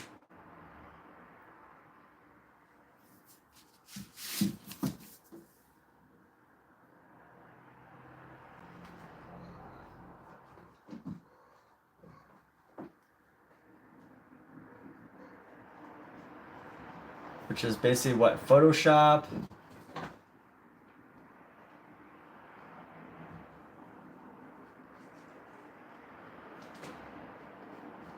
Yeah, Mar, you gotta go after those goals for sure. Get after it. Everything that you've wanted to do. And it's not easy, you know, I get it. Sometimes you lose motivation and then you get lost and you just like, hey, I don't know what I want to do. You know, I'm not sure. I don't, you know, sometimes it's like I don't really know. You know, and you can't find that motivation. So I can get that. I can appreciate that. And also you just gotta have faith in yourself and just keep going sometimes. Guys, I don't know what's gonna happen to this piece. I'm just gonna keep working on it though. I'm not gonna just stop because of whatever reason. Unless I have something else to work on. If I have something else to work on, I would put a pause on it. But all right, I have spoken enough and painted enough and inhaled enough mineral spirit fumes. So we get ready for bed, everybody. But as we wrap up, I hope that you've all come out of this with something positive, something good, something that makes you feel like you need to take an action. It makes you feel like, hey, I should go, buy a sketchbook on Amazon right now. That was a subliminal message, by the way. Just I was not paid by Amazon to say that, unfortunately. Although I am an Amazon affiliate, there's links in my descriptions that where you can go get stuff from Amazon. I get a commission, but that was not one of those messages. I was not sponsored by Amazon to say that. But yeah, take action, research, anything. Any action is better than no action after this stream has ended. If you've reached a point when you're like, hey, this is something I want to do. This is something I want to be better at. This is something I want to know about. This is something, whatever, this is something I need to do. Maybe it's just looking at a tutorial book. I don't know. Maybe it's going to another YouTube stream to learn something. I don't know. Are there any other art streamers right now on YouTube? Probably, but that said, everybody, look at that. Oh, look at that. Estrada has moved Mari to tears. I just focus on graphic design and work for someone else. You always do the comic, even if it's for yourself. You never know. It could be, yeah. Thank you. Look, Estrada. All right. Wow. Amazing, Estrada. Powerful words. Very, very wonderful words. So I hope that you two can be friends, and that you two get to help each other through the art worlds. But if y'all want to connect, I don't have a specific plan of how I'm going to help expand these communities that are coming about, but on Instagram, this is my Instagram, HUZZA Creative. That's all one word. So at HUZZA CREATIVE, Huzzah Creative. And hopefully one day we can figure out some way to figure out how to get people together in a single group or something. But for now, I'm gonna take a break. And yeah, or on TikTok. I'm on TikTok too. So, all right, good night, everybody. Take care. Thanks for being here. Thanks for sticking around, chatting, saying hello, talking about stuff. Cool. All right, take care.